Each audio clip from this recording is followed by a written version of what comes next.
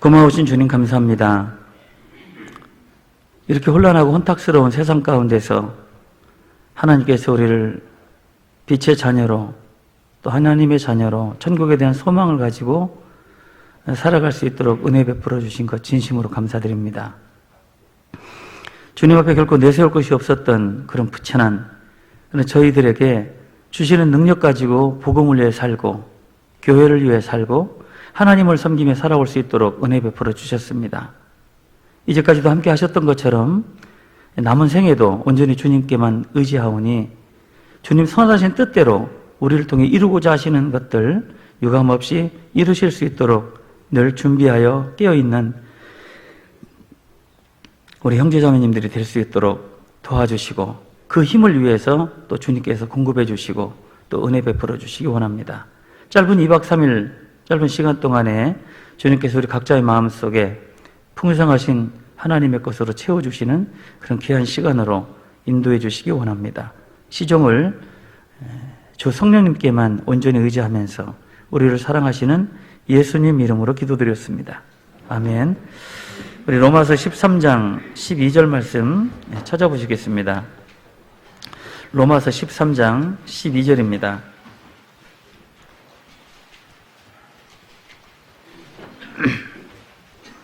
12절부터 14절까지 이 말씀을 중심으로 저에게 주어진 시간 말씀 살펴보도록 할 건데요. 12절부터 14절까지 같이 한 목소리 읽어보시겠습니다. 밤이 깊고 낮이 가까웠으니 그러므로 우리가 어두움의 일을 벗고 빛의 갑옷을 입자. 낮에와 같이 단정히 행하고 방탕과 술 취하지 말며 음란과 호색하지 말며 쟁투와 시기하지 말고 오직 주 예수 그리스도로 옷 입고 정욕을 위하여 육신의 일을 도모하지 말라.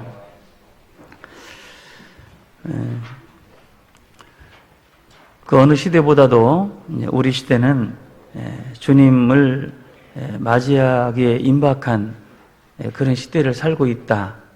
너무 자주 들었기 때문에 식상하지 않을까 싶습니다. 그러나 제가 오늘 여러분들하고 같이 잠깐 살펴보려고 하는 내용들도 밤이 깊었던 때가 언제였을까?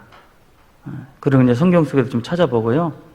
그리고 오늘 주제에 있는 말씀처럼 빛의 갑옷을 입기 위해서 내가 무엇을 준비해야 될까? 이 큰 테마, 두 가지 테마를 가지고 말씀을 드리고 싶습니다. 성경에 나오는 많은 밤이 깊었던 때의 역사를 살펴보면 우리 시대와 전혀 다를 바가 없었다는 것을 깨닫게 되고 그 모든 성경 속에 수천 년 동안 있었던 그 밤이 깊었던 때, 그 모든 때를 모아놓은 것이 우리 시대 같다는 생각을 해봅니다. 마태복음 24장이나 누가복음 21장에 제자들이 지금부터 1900년 전에 물어봤던 질문들이 여러분들이 구원받으실 때 이미 다 이루어졌던 사실들입니다. 그때부터 시작해서 지금까지 짧게는 10년, 길게는 20년, 저 같은 경우는 30년. 분명히 우리의 구원이 처음 믿을 때보다 가까웠다는 건 사실이고 주님 오신다고 말씀하신 때는 분명 하루하루는 빨라졌을 거라고 생각이 듭니다. 그렇게 생각할 때 우리 시대는 그 어떤 시대보다도 밤이 깊어진 때, 너무너무 깊어진 때, 정치, 경제, 사회, 문화, 모든 각 분야에 더 이상 타락을 할 수 없을 정도로 퀴어 축제라고 하는 것이 기이하다, 좀 기괴하다, 이런 식으로 어떤 단어로 사용되기도 하는 그 단어. 괴이한 일들이 우리 시대에 너무 많이 일어나는데 더 중요한 건 뭐냐면 그런 일들이 문제가 아니라 그런 일들에 대한 선악간의 판단이라는 겁니다. 우리 역대문의 소돔성에서의 하나님께 불과 유황으로 심판하셨던 때, 또 폼페이나 또 여러 가지 지진이나 이런 일로 하나님이 심판했던 그 역사를 보면 분명히 자연적인 어떤 증세가 있었는데도 불구하고 공통된 게 뭐냐면 사람들에 대한 선택이라는 거였었어요. 너무 분명하게 이것은 잘못됐다라고 해서 구별된 사람들도 있었지만 거의 대부분의 사람들은 따라간 거예요. 근데 우리 시대를 한번 보면 이거는 무엇이 옳고 그른지에 대한 분간이 없습니다. 간단한 예를 들어볼까? 이건 예는 너무 많지만, 여러분 예전에 우리 학교 다닐 때, 뭐 거의 저의 그때 세대이기 때문에, 양말 구멍난 거 신는 거 참 창피했고요. 옷 구멍난 거 입으면 엄마한테 맞으면서도 꼬매달라고 하고 지각했던 기억이 납니다. 그렇죠? 지금은요. 일부러 찢어요. 일부러 찢어요. 아니 이거는 그게 또 비싸게 팔려서 한번 뭐 청바지 하나 사러 이렇게 자매하고 가보면 제대로 된 청바지를 만나기가 어려워요. 일부러 막 새 바지를 막 헐겁게 만들어서 가격은 막 엄청 또 비싸게 팔고. 세상이 참 미안해지는 세상이다. 귀걸이는 예쁜 것이다마는 코에다 걸고 눈에다 걸고 턱에다 걸고 그거를 또 뭐 자랑하면서 그걸 부러워하고. 옛날 같으면 문신 같은 거는 그냥 타투 이렇게 그냥 감추고 다녔잖아요. 지금은 그냥 아예 그냥 그런 것들을 전혀 뭐 부끄러워하지 않는 이런 시대가 돼버렸다. 왜 이렇게 되었을까? 그러니까 이것이 잘못된 거야 라고 하는 그 순간부터 그 사람 비난을 받기 시작하잖아요. 그러니까 성경을 액면 그대로 믿고 받아들이는 사람들을 근본주의자라고 부릅니다. 근본주의자. 뭐냐면 얘네는 성경 문맥 그대로만 이해한데 그게 맞는 거거든요. 근데 그거를 믿고 받아들이는 사람은 오히려 틀렸다고 하는 거예요. 그나마 우리에게 가장 기준이 되었던 말씀조차도 우리 시대는 무너진 시대를 살고 있다. 묵시가 없으면 백성이 방자히 행하거니와. 묵시가 무너져버린 시대이기 때문에 방자하다는 것은 함부로 자기 멋대로 이런 뜻이거든요. 그러니까 그냥 자기 멋대로 생각하는 거예요. 그리고 그것을 너 틀렸어 이렇게 말하는 것과 동시에 이거는 악유가 벌어지는 거기 때문에 그냥 다 받아들이는 거예요. 그게 얼마나 완전한 기준을 세우면 세울수록 그것이 얼마나 어긋났는가. 기준이 흐릿하면은 뭐 누군가가 똑똑한 이야기하고 많은 사람들이 주장하는 것을 받아들일 수는 있겠습니다만은 기준이 분명해 버리면 너무 왜곡된 거, 너무 이탈된 그런 시대를 우리가 살고 있는 건 틀림없다. 이런 시대에 성경에 나오는 밤에 기뻤던 때를 몇 군데를 살펴보면 아, 이때 정말 이랬었구나. 그러면 우리는 이렇게 한번 연결시켜서 본다면은 많은 교훈이 될 거라고 생각이 듭니다. 그래서 밤이 가장 기뻤던 때가 언제였을까? 여러분 어떤 때를 생각해 보십니까? 노아 시대 때. 그죠? 100년간 노아는 오로지 그들과 구별되어서 오직 하나님의 의를 전파했다고 했던 그 노아의 외침. 그리고 방주가 완성되어져 가면 갈수록 노아의 마음은 더 다급해졌을 거다. 그렇죠? 나무 잘라다가 준비할 때는 그래도 그냥 아직 뭐 방주가 완성되기는 먼 시간이니까 뭐 이렇게 느슨하게는 아니었겠지만 어쨌거나 복음을 전하고 하나님의 뜻을 전했을 거다. 근데 점점 방주가 완성되어져 가고 하나님의 심판이 온다는 걸 느꼈던 노아는 아마 밤잠을 설치지 않았을까. 누웠다가도 벌떡 일어나서 그 사람한테 가서 해야지 하고 전하고 다니면 다닐수록 노아를 바라보는 그들의 시선은 정말 바보 같고 그런 시대가 정말 밤이 기뻤던 때가 아니었을까. 근데 우리는 분명히 그때는 비가 오지 않았을 때이기 때문에 그럴 수도 있겠다라고 하지만 우리 시대는 어떠냐 그 말입니다. 하나님 불로 세상을 다 태워버린다. 제가 최근에도 이런 얘기 들었는데요. 여긴 너무 마지막 징조를 강조하니까 그래서 여긴 이상한 것 같아요. 막 이러더라고요. 그런 것조차도 이상하게 여겨지는 그런 시대가 되어버린 것 같다. 위험하다고 하지 말라는 거죠. 왜 자꾸 불길한 얘기를 하냐는 겁니다. 좋은 얘기 주지. 분명히 이건 모순된 것이다. 이건 잘못된 거다. 그렇다고 해서 우리가 그들하고 같이 따라가서 대충 섞여서 살 수는 없으니까.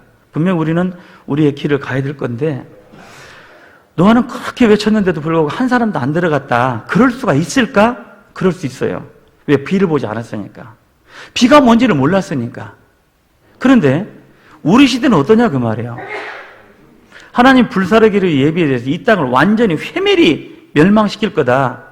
이미 일어난 일도 봤고, 또 인간들이 만들어내는 그 기계, 그 폭탄이라는 게 어떻다는 것도 다 알고 있는 상황에서 하나님이 잠시 후에 불사르기로 작정하셨다는 걸 우리가 부인할 수는 없잖아요.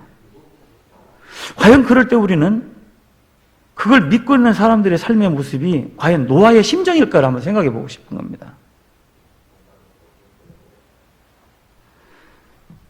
노아도 분명히 하나님과 동행하는 가운데 하나님의 은혜를 입었기 때문에 노아의 방주를 지을 수 있었고 100년 넘도록 그 외길을 갈 수 있었던 겁니다. 우리도 마찬가지예요. 하나님께서 우리에게 말씀을 주시고 우리가 복음을 전하면 주변에 들려오는 소식들이 있잖아요. 참 구원받기 어려운 사람이 구원을 받았다. 그런 얘기를 들어보면 주님이 분명히 우리와 함께 하신다는 걸 믿고 있고 말씀대로 이루어진다는 걸 우리가 알고 있는데 과연 나는 노아의 심정이냐? 여기 줄로 표시해 두시고요. 우리 베드로 후서 3장 말씀입니다. 베드로 후서 3장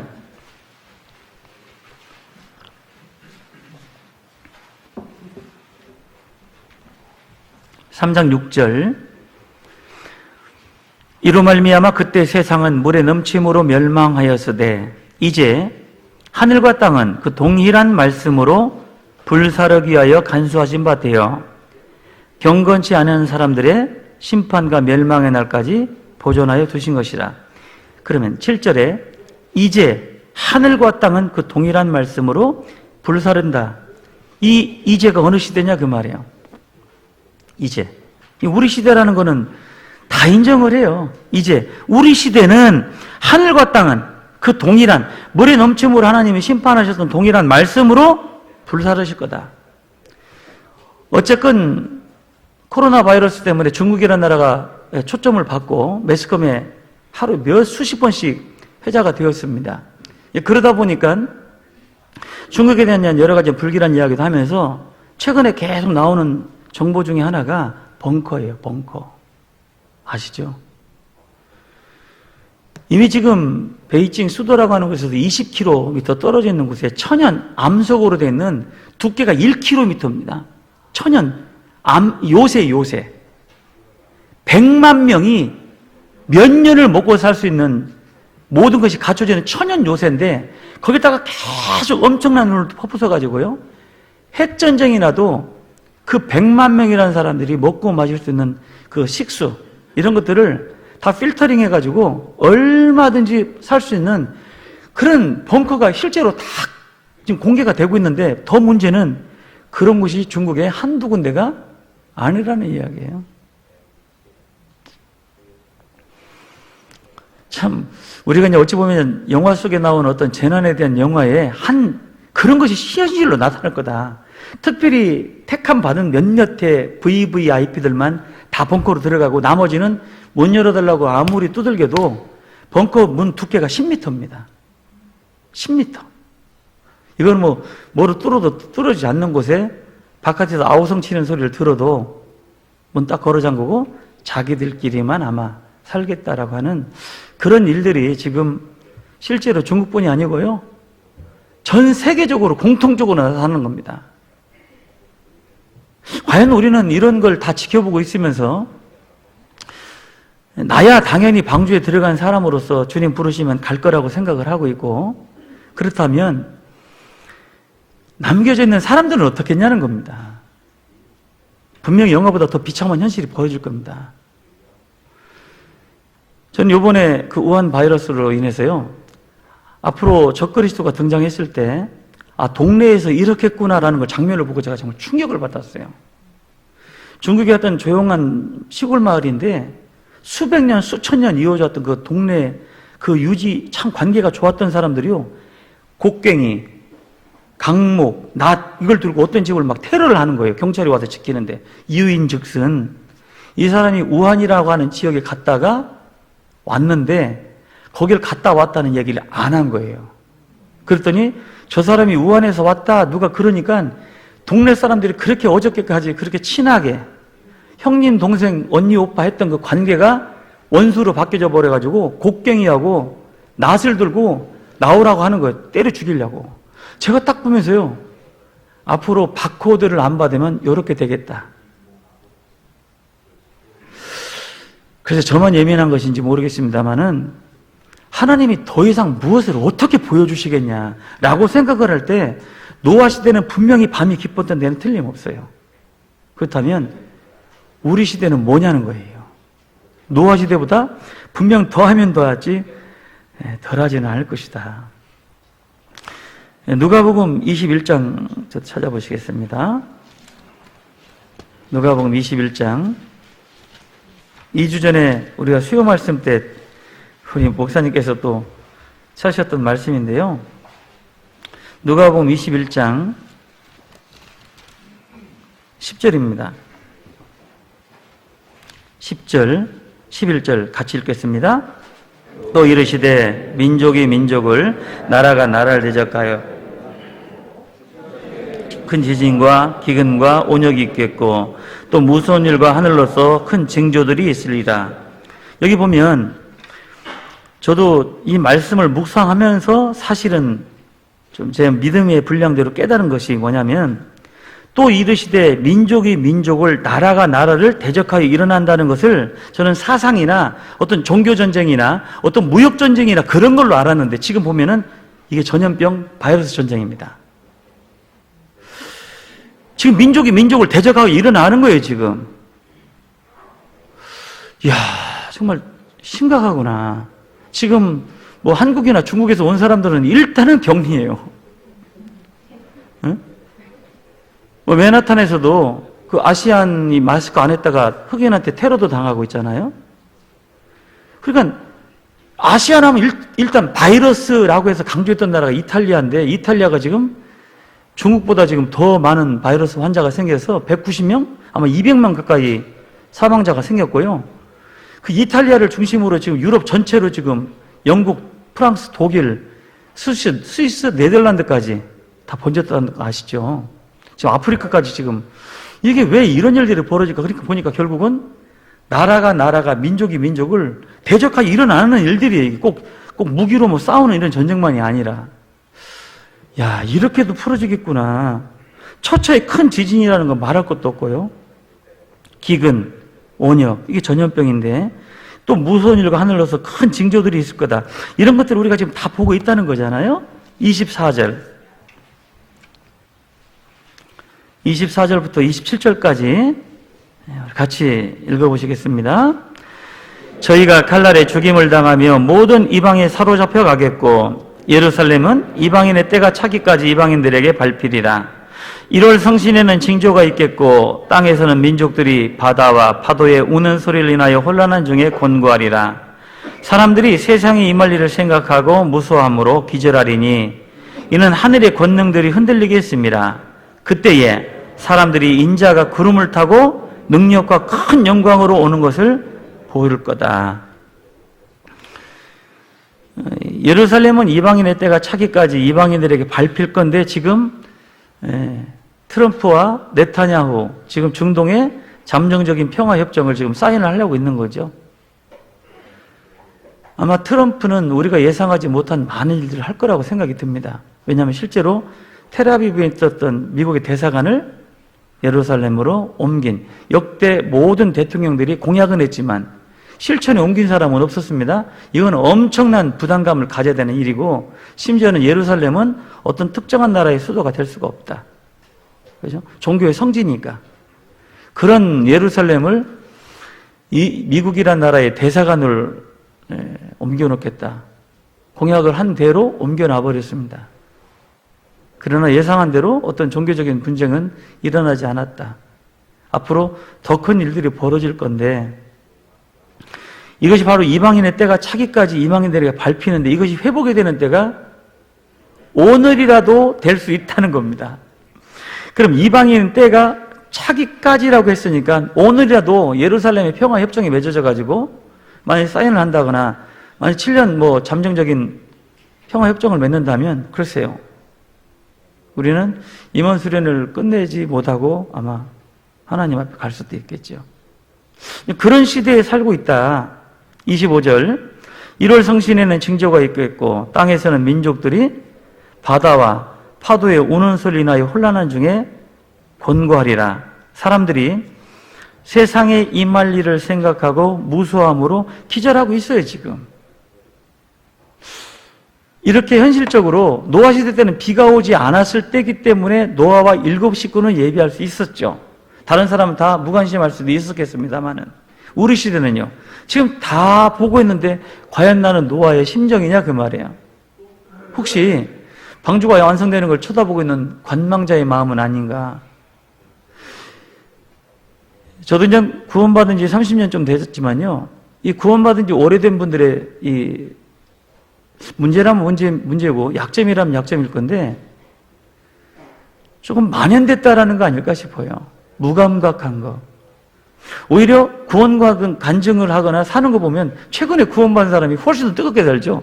물론 최근에 구원받아서 그렇게도 하겠지만 그 사람들은 실제로 징조나 지옥이나 이런 하나님의 무서운 심판을 피부로 받아들이는 사람들이에요. 우리는 그냥 만연이 됐어, 그냥 이런 것들은. 그래서 지옥 얘기 들어도 나는 당연히 안 간다고 생각을 하고 저 사람들이나 지옥 안 가야 될 텐데 라고 생각하기 때문에 지옥 얘기를 들어도 심상하지 않습니까? 복음만 하도 들은 거예요. 예수님의 십자가 돌아가신 거, 아이고, 내가 목사님처럼 설교는 못해도 다 할 수 있어. 그러니까 십자가를 봐도 별로 감동도 없는 거예요. 그리고 복음의 시간이 길게 느껴지고 뭘 저렇게 길게까지 얘기를 할 필요가 있을까? 이렇게. 이게 소위 말하는 구원받으신 지 오래되신 분들의 큰 문제다, 이게. 전 그런 생각이 듭니다. 정말 우리가 다 이루어져 가는 걸 보고 있는 이 가운데서 내가 정말 노아의 심정이 되고 있는가를 한번 생각해 볼 때 이건 참 큰 문제 같습니다. 28절. 이런 일이 되기를 시작하거든 일어나 머리를 들라. 너희 구속이 가까웠느니라 하시더라. 이런 일이 되기를 시작하는 걸 우리는 보고 있습니다. 그렇다면 일어나 머리를 들고 하나님의 구속을 바라보고 살아가고 있는가를 한번 생각해 볼 필요가 있다. 이런 걸 생각하면 역대로 밤이 깊었던 때가 노아 시대 때만이 아니라 우리 시대도 그랬다라는 거고요. 또 두 번째로 생각했던 밤에 깊었던 때는 바벨 시대가 아닌가 싶습니다. 지금 우리 시대를 신바벨주의라고 합니다. 무슨 뜻이냐면 여러분 바벨탑 사건을 잘 아실 겁니다. 분명히 하나님께서 다시는 물로 심판하지 않겠다고 무지개로 언약을 세우셨어요. 근데 그들이 신할평지 왜 모였습니까? 하나님의 약속을 불신임한 거예요. 믿지 않은 겁니다. 그리고 왜 탑을 높게 쌓냐? 제2의 홍수 사건이 나도 우리는 살겠다라는 거거든요. 그러고 나서 그 교만한 마음이 우리 이름을 하늘 꼭대기까지 닿게 하지. 이게 얼마나 엄청난 교만이냐 그 말이에요. 인간이 아무리 마음이 높다 한들 어떻게 자기 이름을 하늘 꼭대기까지 낼 수 있을까? 당대 영걸이라고 하는 니무롯이죠. 님이라는 것이 높다라는 뜻이고 마라시라는 것이 니무롯이로 되는데 무롯이라는 것이 대적하다라는 뜻이거든요. 니무롯이라는 것이 그 높으신 자를 대적한다라는 뜻이었는데 전 세계가 지금 점점 하나로 뭉쳐지는 시대, 특별히 우리 시대 맞죠? 왜냐? 인물 기근 시대예요. 옛날처럼 빅토리아 여왕이나 윈스턴 처칠이나 존 F 케네디나 링컨 이런 인물들이 없는 시대. 그렇죠? 그러니까 소위 권력을 가진 위정자라고 하는 사람들이 이 타락 정도는 이미 말할 수가 없을 정도로 부패해져 버린 이 시대. 결국은 누구로 날까? 안티크라이스트. 슈퍼맨을 기다리겠죠. 왜?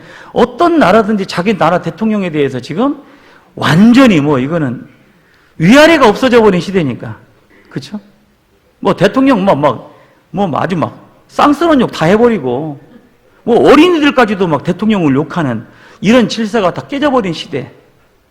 이사야 3장에도 보면은 너희를 다스리는 자들이 아이겠고, 이사야 3장에 있는 말씀.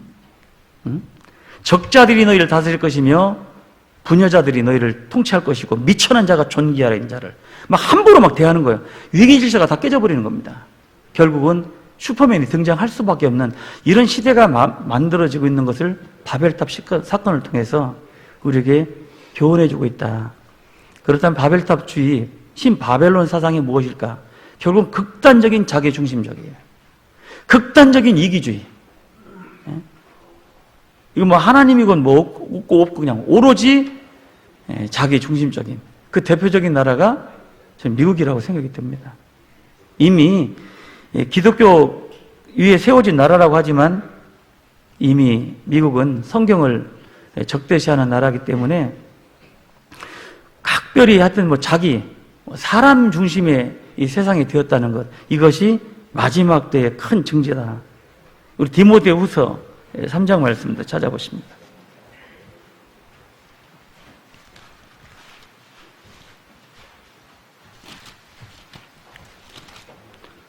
디모데후서 3장 1절.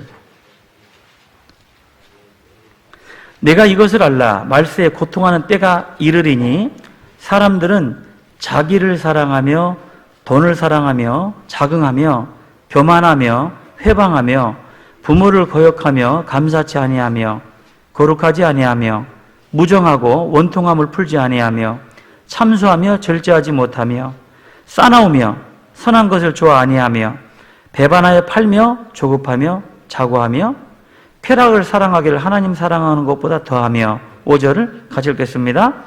경건의 모양은 있으나 경건의 능력은 부인하는 자니 이 같은 자들에게서 돌아서라. 이것이 아마 신바벨론 사상이라고 저는 생각을 해요. 자기를 사랑하고 돈을 사랑하고 그 뒤에 보면 딱 이어지는 증세는요, 결국은 사람 중심이에요. 장황하게 늘어났지만 결국은 인간의 본성에 충실하고 사람 중심이에요. 짐승은 이렇지는 않습니다. 짐승은. 제가 최근에도 이제 그 영상 집회 때 썼던 영상 중에 하나가 그 세렝게티라고 하는 아프리카 탄자니아인가요? 야, 새끼를 보호하겠다고 악어가 달려드는 거예요. 근데 애미가 새끼를 딱 보고 악어 앞으로 뛰어들어가요. 그리고 자기가 대신 죽어요. 그거를 사진 기자가 촬영하면서 황당해 하는 거예요. 그리고 콱 그 엄청난 악어가 입을 벌려서 콱 이렇게 무는데 마지막까지 자기 새끼를 보고 물속으로 끌려 들어가더라고요. 야, 짐승도 저렇게 죽는다는 거 뻔히 알잖아요. 새끼를 살리겠다고 그 악어 입에다 자기 몸을 던지는데, 우리 시대에 이거 뭐 부모 자식 간이나 위아래나 이런 완전히 그냥 질서가 다 깨져버린 시대 보잖아요. 글쎄, 바이러스에 전염됐다고 해서 어머니가 오실 때 며느리가 받아들일 수 있을까? 어머니, 오시기는 어딜 오셔요?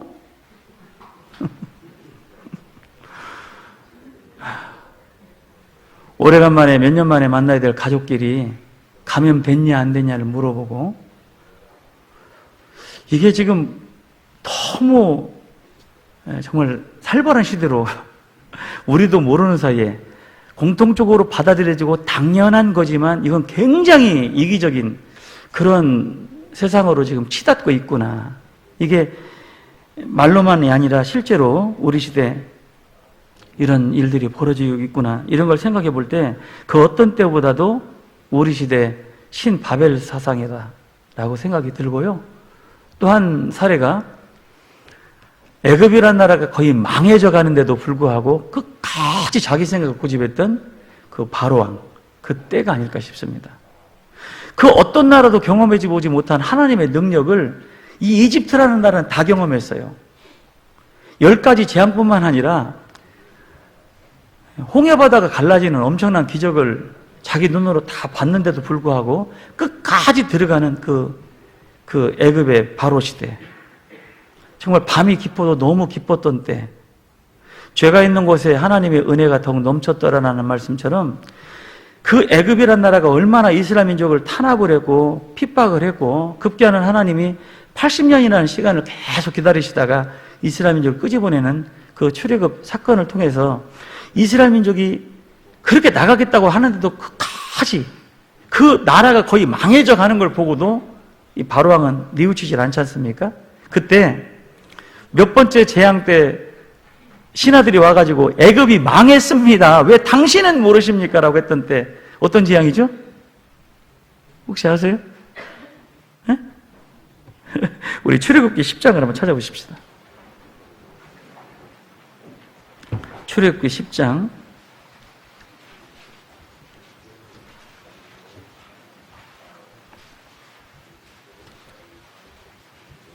10장 6절 또 내 집들과 내 모든 신하의 집들과 모든 애굽 사람 내 집들에 가득하리니 메뚜기입니다.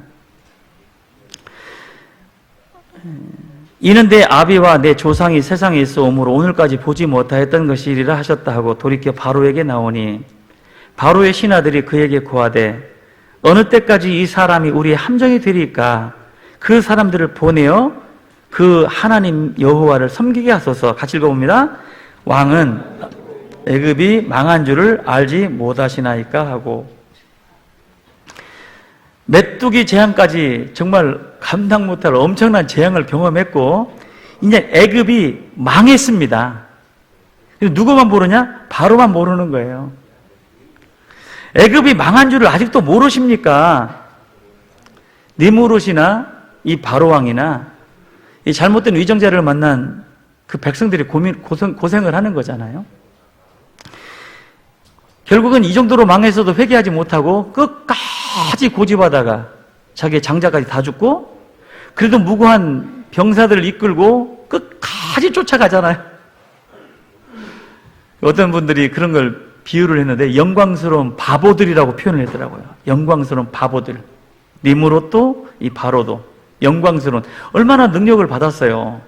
근데 그걸 능력을 가지고 도리어 하나님의 뜻을 저버리는 탤런트는 많은데 잘못 사용하는 영광스러운 바보들.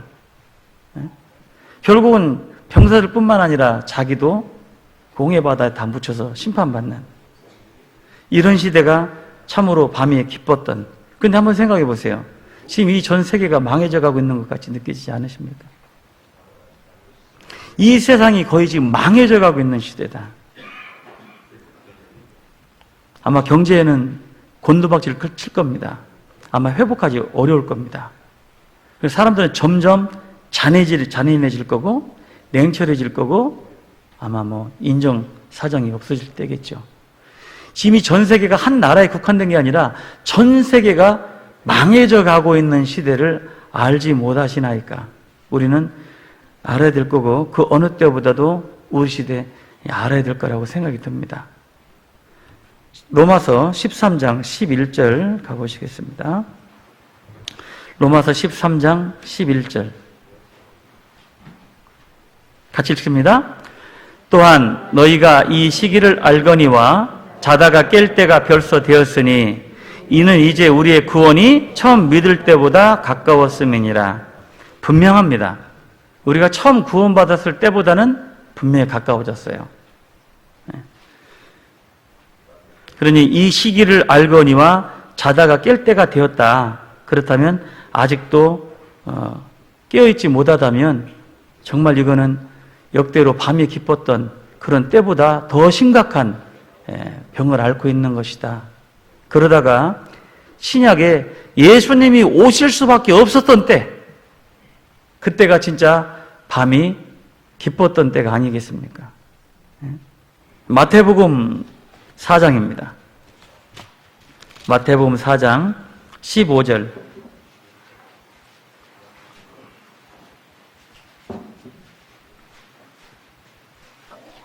마태복음 4장 15절 말씀, 15절과 16절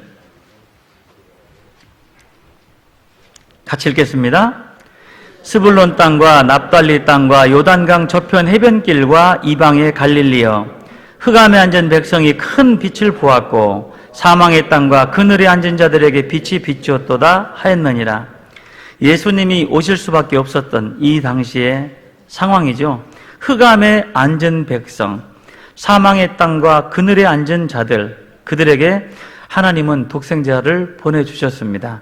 참빛, 그 세상에 비치는 빛이 있었나니, 참빛으로 오신 예수님을 알아보지도 못하고 배척할 정도로의 이 깊은 밤이 깊었던 이때, 너무도 깊어서 심지어는 세례 요한이 6개월 전에 와서 회개하라 하고 6개월 전에 와서 이 사망의 잠을 자고 있었던 사람들을 깨울 수밖에 없었던 때, 그리고는 마침내 예수님 오셔서 참빛으로 그들에게 비쳤을 때,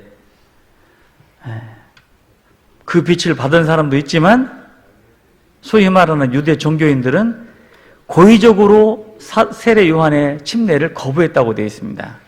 누가복음 7장에 보면. 그러니까 그들은 고의적으로 침례를 거부함으로 하나님의 뜻을 저버렸다.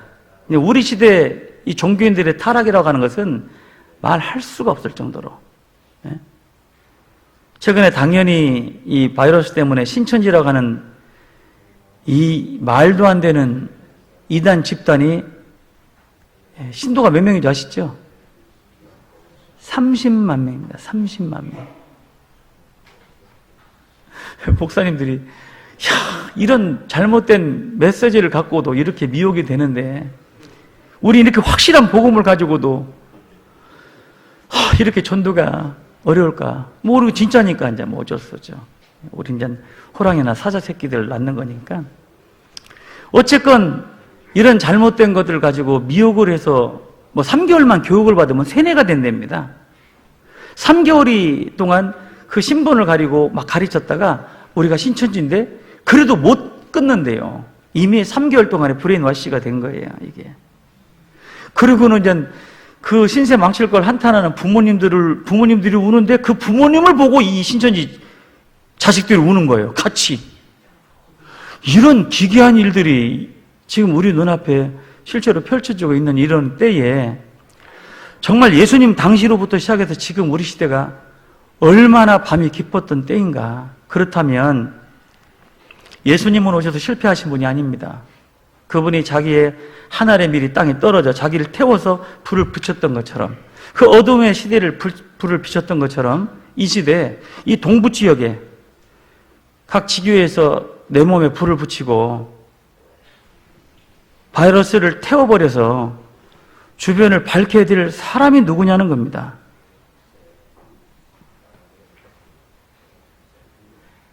봉사장님이 하셔야 되는 게 아니고요, 집사님이 하셔야 되는 게 아니라 내가 해야 되는 거죠.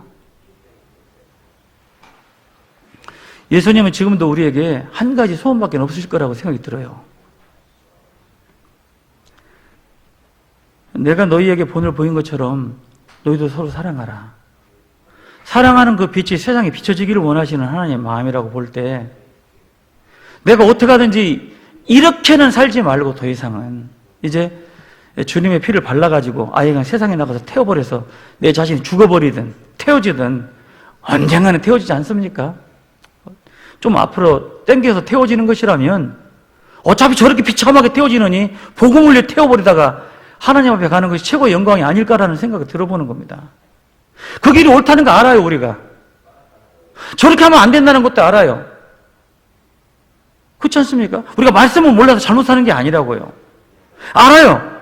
근데 행하기에는 내가 육신이 너무 강한 것도 있고 이것저것 재는 게 너무 많으니까 자꾸 차일피일 뒤로 미루는 거고, 이거 잘못된 건지 알면서도 안 버리는 거잖아요.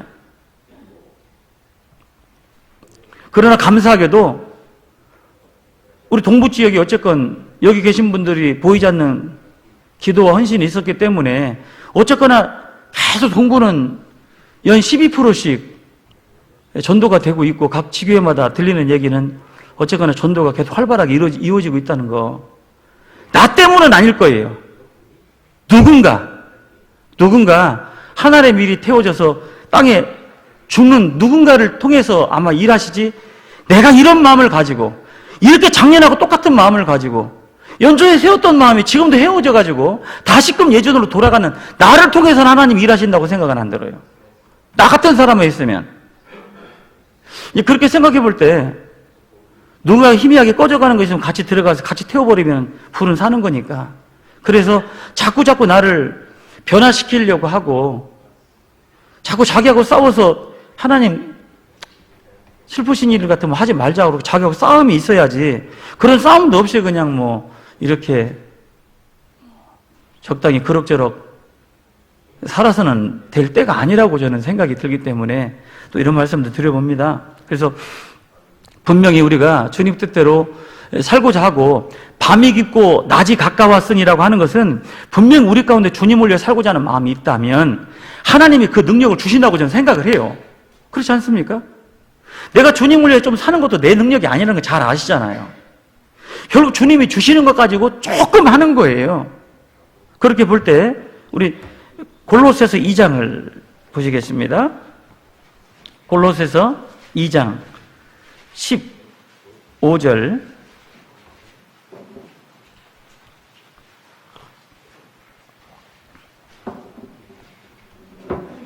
(2장 15절) 말씀 또 같이 읽겠습니다. 정사와 권세를 벗어버려 밝히 드러내시고 십자가로 승리하셨느니라. 십자가로 승리하신 그 능력을 이 세상이 아무리 밤이 깊고 사단의 권세가 아무리 강하고 인간이 아무리 타락을 해도 하나님은 그 십자가로 승리한 권세, 능력을 하나님의 사람들에게 주신다고 믿습니다. 누가복음 9장을 한번 찾아보시겠습니다. 누가복음 9장 1절 예수께서 12 제자를 불러 모으사 모든 귀신을 제어하며 병 고치는 능력과 권세를 주시고, 왜요? 2절 때문이죠. 같이 읽어봅니다. 하나님의 나라를 전파하며 앓는 자를 고치게 하려고 내어 보내시며. 하나님께서 12 제자를 불러 모으시고 예수님께서 모든 귀신을 제어하며 병을 고치는 능력과 권세를 주신 이유는 2절이에요. 하나님의 나라를 전파하며 앓는 자, 우리 주변에 많습니다. 그럼 12 제자에게만 주신 것이 아니고요. 그 다음 장 10장 17절에 보시면 17절 70인이 기뻐 돌아와 가로되 주여 주의 이름으로 귀신들도 우리에게 항복하더이다. 예수께서 이르시되 사단이 하늘로서 번개같이 떨어지는 것을 내가 보았노라. 19절 같이 읽습니다. 내가 너희에게 뱀과 전갈을 밟으며 원수의 모든 능력을 제어할 권세를 주었으니 너희를 해할 자가 결탄코 없으리라. 여기 지금 12 제자에게만 능력을 주신 것이 아니고요, 70인 제자들에게도 하나님이 능력을 주셨습니다. 권세를 주셨습니다. 귀신들이 너희에게 항복하는 것, 뱀과 전갈을 밟고 모든 원수의 능력을 제어할 권세를 주었습니다. 그걸 가지고 70인의 제자들이 나가서 힘있게 살았던 겁니다. 그러면 12 제자, 70 제자, 그럼 우리에게는요, 이건 권세를 주신 것이 아니라 잘 아시죠? 주님이 우리와 함께 계신다는 거예요. 12 제자에게 권세를 주셨습니다. 그러고 나가보라고 했고 70명에게도 권세를 주었어요. 그럼 나가보라고 했고, 근데 우리에게는 마태복음 28장입니다. 28장 18절.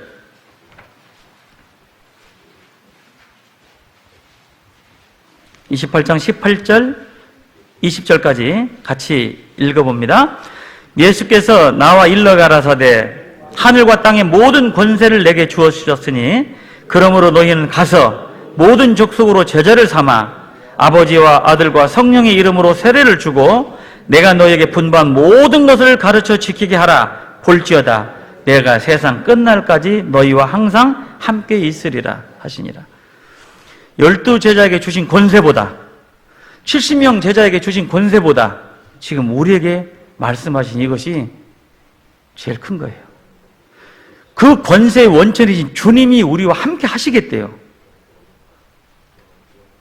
그러니 십자가로 승리하신 예수 그리스도의 능력, 그 능력대로 우리 가운데 머물고 우리가 그 힘을 믿고 나가면 안 될 것이 없는 거죠. 그런 능력의 원천이 우리와 함께 하신다는 거 어느 때 느낄 수 있냐? 전도죠. 첫째도 전도, 둘째도 전도, 셋째도 전도, 오로지 전도예요. 전도할 때만큼 하나님을 크게 역사할 때가, 체험할 때가 없잖아요. 저는 개인적으로 그런 생각을 가져봅니다.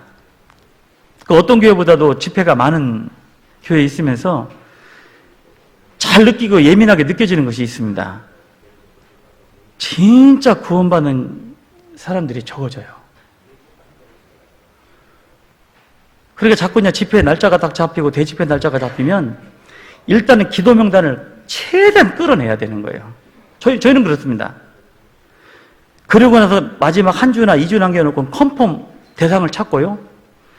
그러고도 막상 뚜껑을 열으면 아니거든요.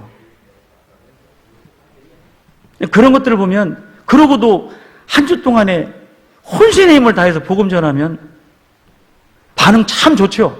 우리 교회 말씀 들으면 아주 반응 좋습니다. 이런 말씀 천는 나가고 막. 근데 문제는 남는가를 한번 생각해 보세요. 참 이박합니다.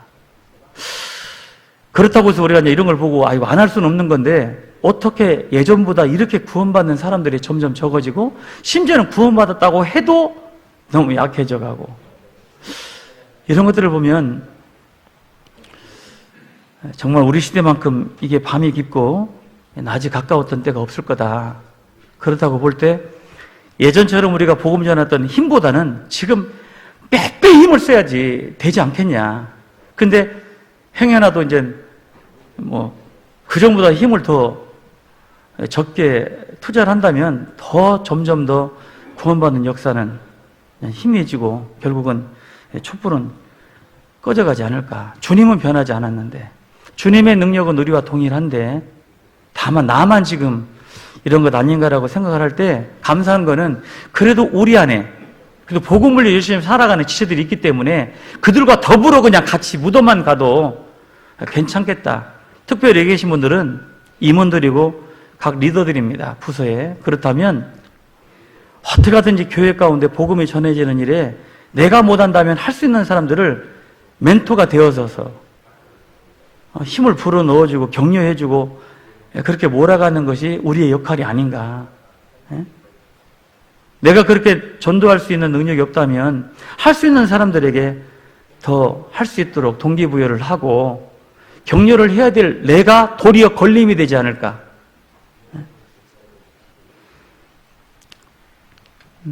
제가 워싱턴 교회하고 아틀란타 교회를 가니까 로마서 14장을 암송을 하는 것을 제가 봤어요. 그래서 제가 이제 학예 수양회 끝나면 우리도 해야 되겠다. 그래서 그냥 로마서 14장을 이번에 전도인 수련회 때도 이제 암송을 하기로 해서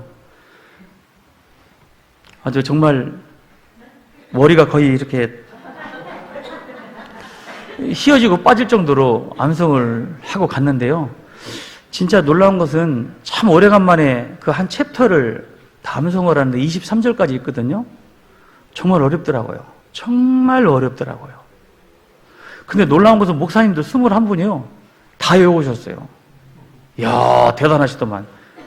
그래서 제가 마지막으로 좀 기대했던 분까지 저를 실망을 안 시키시더라고요. 그래서 잘못한 사람이 전데요. 제가 그걸 묵상을 하면 할수록 우리 늦어질 교회도 이거 반드시 해야 되겠다, 이거. 정말 이 말씀 한 구절 한 구절이 정말 중요한 말씀이더라고요. 그래서 묵상을 해야 되겠다라는 생각이 들면서 결국은 뭐냐면 열심히 살려고 하고 누군가가 복음을 위해 살려고 할 때 함부로 판단하지 말고 비판하지 말고 믿음이 있건 강하건 간에 어쨌건 우리 안에 오로지 주님의 복음이 더 증거될 수 있도록 마음을 모으는 것이 어느 때보다도 필요하다. 그렇게 생각이 들면서 이 밤이 깊고 낮이 가까웠던 때에 우리가 이제 빛의 갑옷을 입자라는 것이 저에게 주어진 주제이기 때문에 밤이 깊었던 때가 어쩐 때고 빛으로 오신 예수님을 통해서 그럼 빛의 갑옷을 그럼 어떻게 입을 거냐. 그 빛의 갑옷의 재료들이 나와요. 여기 로마서 13장 12절에 보시면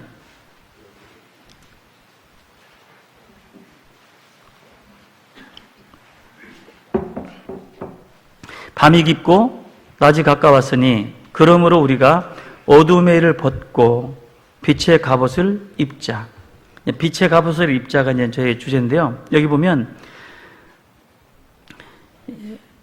빛의 갑옷을 입으려면 어둠의 일을 벗어야 되는데 그 어둠의 일이 13절에 나오는 6가지인데 이게 다 연결이 돼 있는 겁니다. 13절 같이 읽어봅니다.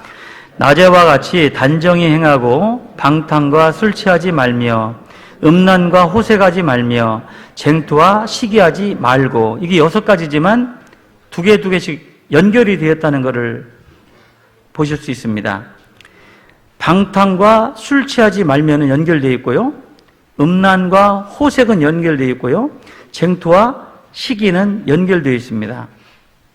그 빛의 갑옷을 입기 위해서는 어둠의 일을 벗어야 되는 그 어둠이 그 방탕과 술 취하는 겁니다. 방탕은 뭐죠? 절제하지 않는 거예요. 무절제입니다. 어떤 조건이나 환경을 따지지 말고 방탕하지 말고 우리는 절제를 해야 될 사람들이거든요. 내가 할 수 있지만 안 하는 게 절제죠. 당연히 해야 되지만 안 하는 게 절제인 거죠. 근데 절제를, 이 방탕이라는 것은 그냥 절제 없이 인간의 본성대로 그냥 해버리는 거예요. 특별히 하나님의 사람들은 어디 가든 초점을 받게 돼 있습니다. 갑자기 구원받으면 유명해진다고도 하는데요. 그들하고 달라지니까 나는 구별될 수밖에 없다는 때 내가 웬만큼 절제하지 않으면 나는 손가락질밖에 딱 맞다는 겁니다. 아예 나의 신분을 없애버리든지 세상 사람하고 그냥 똑같이 살든지 아니면 내가 구원받은 그리스도인이란다면 이거는 웬만큼 절제하지 않으면 우리 본성은 쉽게 방탕하기 쉬워요. 그렇지 않습니까? 주님은 베드로에게도 절제가 무엇인가를 알려주시기 위해서 칼을 차고 다닐 수도 놔비뒀어요. 냅뒀습니다, 그냥. 근데 결국에는 그냥 마침내 칼이 쓸 때가 온 거 아니겠어요? 베드로 칼을 썼습니다. 근데 예수님 희한한 말씀을 하시잖아요. 검을 집에 꽂으라. 검을 쓰는 자는 검으로 망한다. 분명히 베드로가 칼을 쓸 것도 아셨는데 왜 막으시지? 아예 처음부터. 드디어 한번 쓸 때가 와서 휘둘렀는데 왜 그 말씀을 하셨을까? 칼을 들고 다녔지만 할 수 있어요. 내가 당연히 어른이고 내가 당연히 할 수 있는 위치라고 생각을 하지만 한 번 더 생각해 보는 겁니다. 두 번 더 생각해 보는 거예요. 그리고 안 할 수 있으면 안 하는 겁니다. 가만히 생각해 보세요. 내가 해서 교정이 되고 바로 잡혀졌는지 아니면 뒤에서 안 하고 기다렸더니 자연스럽게 깨달았는지. 그래서 사람들은 참지 못하니까 당장에 나타나는 것들, 내가 당장에 뭘 하기를 이렇게 충동되는 것들이 있다는 거죠. 절제하지 못하는 것, 그것이 일종의 술 취하지 말며도 같이 연결되는 거라고 생각해요. 술도 약간 쓰면 얼마나 약이 되겠어요. 근데 술은 반드시 중독성이 있는 거거든요. 경험 있으시죠? 예. 조금만 약으로 쓴다면 참 좋은데 이것이 자꾸 써지면은 이게 그냥 방탕으로 절제 없이 그냥 흘러가는 거거든요. 그러니까 그냥 뭐 예전에 우리 그런 거 있었잖아요. 저는 이제 당구라는 것을 처음 배워서 너무 신기해가지고 눈만 뜨면 그냥 당구만 생각나고 책을 열어도 이게 당구 다 이루 보이고 밥상머리에서 이렇게 젓가락 들고 이렇게 했다가 엄마한테 맞아본 적도 있고 뭐 그런 경험 다 있지 않습니까? 이 절제가 안 되는 거예요. 좋으니까. 이 술 같은 것도 마찬가지죠. 꼭 술이라는 것이 뭐 꼭 마시는 술만이겠습니까? 쾌락이지. 그런 것들에 대한 절제가 안 될 때는 우리도 모르게 어둠에 일을 하고 있는 거고 빛의 갑옷을 입기는 참 어려운 상태라는 생각이 들어요. 그래서 방탕과 술 취하지 말며, 이게 어둠의 일이니까 빛의 갑옷을 입기 위해서는 내가 방탕하고 있는가 술 취하고 있는가를 봐야 되는 것이며, 두 번째가 음란과 호색하지 말며라고 되어 있습니다. 이 음란이라는 건 그냥 어떤 충동되는 거잖아요.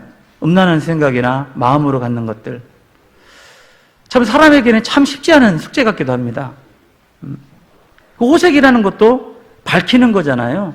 그러니까 음란과 호색이라는 것이 정상적이지 않은 다른 생각들을 품는 것. 남자가 여자를 보고 여자가 남자를 보면서 갖는 음란한 마음들, 그것이 또 밝혀지는 것들. 특히나 우리 이제 청년들하고 상담해 보면 청년들이 쉽게 빠지는 인터넷 포르노 같은 거, 의외로 그런 것들을 경험하고 있는 형제자매들이 있지 않을까. 이것이 이제 음란과 호색하는 것들, 이런 것들이 바로 어둠의 일이기 때문에 빛을 갑옷을 입기 위해서는 그것을 버려야 되는 것들이고, 또 쟁투와 시기하지 말라는 것. 쟁투와 시기한다는 건 뭡니까? 다투는 거예요. 그리스도인들은 다툼을 피할 줄 알아야 되는 평화주의자라고 저는 생각을 합니다. 형제자매들끼리 서로 막 악유하고 언성을 높이고 서로 미워하고 막 싸우고 이런 걸 보면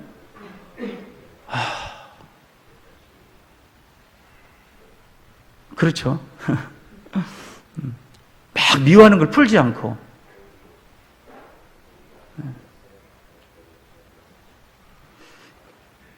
내가 하나님 앞에 어떤 은혜를 먼저 탕감받았는 걸 안다면 내가 누구하고 싸우고 다투기 전에 내 자신을 돌아보면 에휴, 나 같은 것이 뭘 하는 그런 마음이 들면서도 인간은 또 나쁜 마음도 올라오기도 합니다만은 그러니까 웬만만큼 절제하지 않으면 안 되는 거라는 것이 자기와의 싸움이라고 생각이 들어요.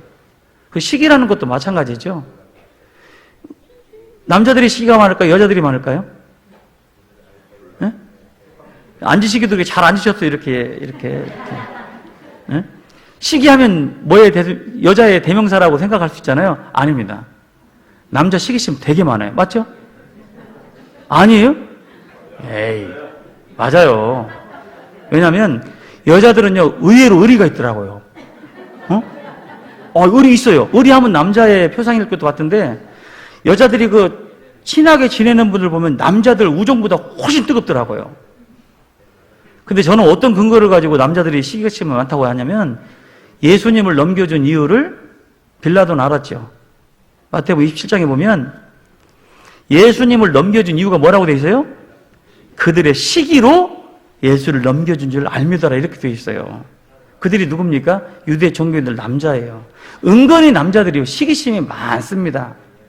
나보다 누가 좀 뛰어나고 잘하는 거 있으면 그 여자 같은 마음, 시기하는 마음이 물론 없으실지도 모르지만 그 쟁투와 시기 같은 거, 보이지 않는 막 암투 같은 것이 벌어지고 이런 것들이 다 어둠의 일이다라고 할 때 빛의 갑옷을 입기 위해서는 이것 자꾸 버려야 되거든요. 그래서 혹시라도 내가 이 13절에 나와 있는 방탕과 술 취하는 모습이 아닌가, 또 음란과 호색하는 삶을 살고 있지 않는가, 또 쟁투와 시기하는 삶이 아닌가, 이런 것들을 생각해 보면서 이제 빛의 갑옷을 입어야 된다라고 할 때 13절, 14절에 세 가지 조건이 나와요. 첫 번째가 낮에와 같이 단정히 행하는 거예요. 그리고 육신의 일을 위하여 도모하지 않는 겁니다. 그리고 예수 그리스도로 옷을 입는 것, 이 세 가지입니다. 빛의 갑옷의 재료가 낮에와 같이 단정히 행하는 재료고요. 두 번째, 그리스도로 옷 입어야 되고, 그리고 세 번째, 육신의 일을 도모하지 않는 것이 빛의 갑옷의 재료라고 할 수 있습니다. 그렇게 볼 때 빛의 갑옷을 입기 위해서 첫 번째 13절에 낮에와 같이 단정히 행해야 하는 삶인 겁니다. 낮에와 같이 단정히 행한다. 죄는 주로 밤에 일어납니다. 근데 우리 시대는 낮에도 일어나요. 우리 시대는 마지막 시대인 겁니다. 그래도 낮에 벌건 대낮에는 죄짓기가 어려워요. 그죠? 근데 밤에는 기다렸다는 듯이 그냥 밤에는 잘 모르니까, 변장을 해도 잘 모르니까, 그래서 밤에는 막 죄를 짓고 다니는, 요즘은 밤과 낮이 없어요. 아침 저녁이 없습니다. 막 죄지러 다니는 우리 시대.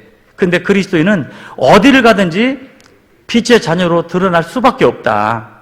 에베소서 5장입니다. 에베소서 5장 8절.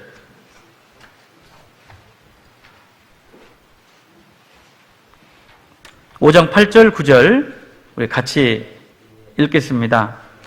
너희가 전에는 어둠이더니 이제는 주 안에서 빛이라. 빛의 자녀들처럼 행하라. 빛의 열매는 모든 착함과 의로움과 진실함에 있느니라. 우리가 전에는 어둠이었기 때문에 자기 중심적으로 선악을 판단했고 죄악 가운데 빠져 있으면서도 그것이 죄인지 몰랐었습니다. 근데 이제는 주 안에서 빛이 되었기 때문에 빛은 어디를 가든지 드러나게 되어 있습니다. 빛이 어떻게 숨기냐고요. 그러니 어디든지 나타나게 됐는데 어떤 크리스천들이 이런 얘기를 했죠. 그리스도인들은 매일같이 어떤 단상이든지 설교하는 자리에 서 있게 돼 있다. 그리스도는 어떤 자리에 가든지 주방에 섰다면 주방에서 자매님들은 설교하는 사람이 될 것이고, 형제님들은 직장에 나가서 직장생활을 하는 직장에서도 그리스도인이기 때문에 무엇인가 설교를 하는 사람이 될 것이고, 일하는 가운데 어디 있든지 간에 그리스도는 빛의 자녀로서 드러날 수밖에 없기 때문에 무엇인가 어떤 주제를 가지고 설교할 수밖에 없다. 그것이 그리스도인들에게 요구되는 성품이라고 할 수 있는데, 믿지 않는 사람들 앞에서는 바울 사도가 얘기한 것처럼 어떻게 하든지 믿지 않는 사람처럼 해서 전도하려고 하는 것이 아니라 믿지 않는 사람들한테 가서는 믿지 않는 사람하고 똑같이 살고, 믿는 사람 앞에서는 그런 척하게 살고, 사실 이게 포커페이스로 변장하고 살아가는 이 시대에 그리스도인들이 있다면 그건 빛이라고 할 수 있을까? 무엇이라고 할 수 있을까? 너희가 전에는 어둠이더니 이제는 빛이라. 빛의 자녀들처럼 행하라고 하는 것은 해도 되고 안 해도 되는 게 아니라 빛의 자녀는 당연히 나타나는 거라는 거예요. 그게 세 가지죠. 9절에 빛의 열매는 착함과 의로움과 진실함이 있다는 겁니다. 이것을 맺으려고 노력하는 것이 아니라 빛의 열매는 이 착함과 의로움과 진실함이라는 열매는 당연히 나타나는 거예요. 로마서 11장 17절에 보면 너희가 돌감람나무인 너희가 참 감람나무인 예수님께 접을 붙여서 이제 빛의 열매를 낸다고 되어 있잖아요. 돌감람나무의 열매는 먹기가 어려워요. 써가지고 아주 뭉툭하게 생겨서 이건 재료도 안 된답니다. 근데 참 감람나무는 아주 달고 누군가에게 정성껏 갖고짐을 받는 나무인 거죠. 참 감람나무는.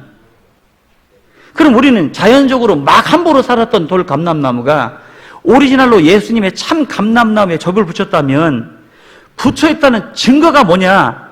좋은 열매인 거예요. 가지는 붙어 있으므로 뿌리로부터 올라오는 진액을 받고 그 참 감람나무 좋은 나무에 영향을 받아서 좋은 열매가 맺혀지는 건데 그게 자연스러운 거 아닌가 그런 겁니다. 의로움과 진실함이 있는 겁니다. 사사기 9장에 보면 기드온의 아들 중에 아비멜렉이 나와요. 자기 형제 70명을 다 죽여버리잖아요. 왜? 자기가 왕 되려고. 근데 기적적으로 70번 마지막 말째가 요담입니다. 요담이 스스로 숨어가지고 살아있다가 그 아비멜렉이 왕 되려고 막 소리치니까 산에 올라가서 외쳤죠. 야, 예루살렘 이스라엘 사람들아 내 말을 들어봐라 하면서 무화과 나무, 포도나무, 감람나무가 있다. 이 세 나무의 특징이 뭐였죠? 열매를 통해 하나님과 사람을 기쁘게 하는 것이었다고 되어 있어요. 근데 가시나무에 가서 너희 우리 왕이 되어달라 그러니까 가시나무가 뭐라고 그랬어요? 잘 왔다. 내 그늘에 와서 쉬어라. 그렇지 않으면 이 내게서 불이 나가서 너희를 살라버릴 거다. 가시나무에 그늘이 있습니까? 없어요. 다 거짓말이에요. 그 아비멜렉이 바로 가시나무와 같은 사람이다라고 요담이 외친 겁니다. 근데 그 세 가지 나무의 열매가 포도나무, 무화과, 감람나무예요. 그 세 가지 열매가 첫 번째는 하나님과 사람을 기쁘게 하고 유익하게 하는 거예요. 이 좋은 일을 버려두고 어찌 내가 나무들 위에 가서 요동하리요 이렇게 돼 있는 거거든요. 그 세 가지 나무의 종류가 이스라엘 민족을 상징하는 것이기도 하지만 구원받은 그리스도인의 모습 아닙니까? 내가 참 감람나무에 적을 붙여서 하나님과 사람을 기쁘게 하고 유익을 누리는 나무지 문제를 주는 나무가 아니라는 거예요. 그렇지 않습니까? 혹시나 거칠 것이나 부딪힐 것으로 형제 앞에 두지 아니하기를 주의하라. 로마서 14장에. 내가 이렇게 해서 형제나 자매에게 붙이거나 거칠 것이라면 하지 말라는 거잖아요. 그러니까 결국은 이 새 나무의 종류를 통해서 우리에게 주는 교훈이 하나님을 기쁘시게 하고 하나님을 유익하게 해드리고 사람에게 기쁨을 주는, 결국은 이 아비멜렉의 운명이 무엇이었습니까? 여자가 저 성 위에서 던지는 맷돌 위딱 가지고 두개골이 쪼개져서 죽습니다. 비참한 거죠. 그것이 바로 나무들 위에 자기 자리를 지키지 않고 요동한 나쁜 열매의 결실의 결과다라고 볼 때, 정말 내가 전에는 어둠이었는데 이제는 주 안에서 빛이라, 그러면 정말 첫 번째 맺혀지는 열매는 착해야 된다는 겁니다. 참 어떤 분들 보면 진짜 착한 것 같아요. 제가 착한 사람 몇 압니다. 저분 진짜 착해. 건드려도 화 안 낼 것 같다. 괜히 건드렸다고 화나는 것도 봐고 제가 실망도 했는데요. 정말 이분은 화 안 낼 것 같아. 근데 화내더라고. 어쩔 수 없이 사람이지, 자기가 신이 아니기 때문에. 근데 근본적으로 착하신 분이 있어요. 정말 저분은 한 번도 화내는 걸 못 봤어. 그리스도인들은 어디를 가든지 누구든지 자기를 좋아하는 사람이 되어야 될 거라고 생각해요. 육신적으로는. 영적으로는 날 미워할 수 있어요. 왜? 영적으로는 다르니까, 소망이 다르니까. 육신적으로는 저 사람, 행실을 보고 저 사람 미워하는 사람이라면 안 되는 것 같아요. 제가 볼 때는. 그리스도는 누구든지 좋아해야 돼요. 안 그렇습니까? 그래야 전도할 것 아니에요. 그리스도는 이기적이고 사람들이 손가락질 받아보세요. 전도 끝나는 겁니다. 오히려 전도했다가 다 뭔가 망가뜨리는 거예요. 그리스도인이 저에게도 단점이기도 한데요. 이렇게 화를 낼 때 이렇게 인상이 막 이렇게 표시가 나잖아요. 저희 뉴주 식구들은 주일 아침 되면 제 눈치를 본다 그래요. 그래서 제가 들어가기 전에 뒤에 앉아가지고 막 웃는 연습도 하고 막 이렇게 얼굴을 이렇게 해요. 그러고도 이렇게 딱 섰는데 확 내가 이렇게 생각하는 모습이 아니면 벌써 이렇게 인상이 탁 쓰여. 이렇게 왜 저러지? 이렇게. 저도 참 이게 단점이에요. 그러단 말단 이렇게 그래라 이렇게 잘한다 이렇게 이제 웃으면서 그래야 될 텐데 그게 잘 안 돼요. 그러다 보니까 이제 형제자매들이 우리 목사님이 오늘 아침에 사모님하고 싸웠나 안 싸웠나 근데 그런 것도 눈치를 본다는 언뜻 그 얘기를 듣고 표정 관리하는 너무 못하는구나. 표정 관리를 하려고 노력을 합니다.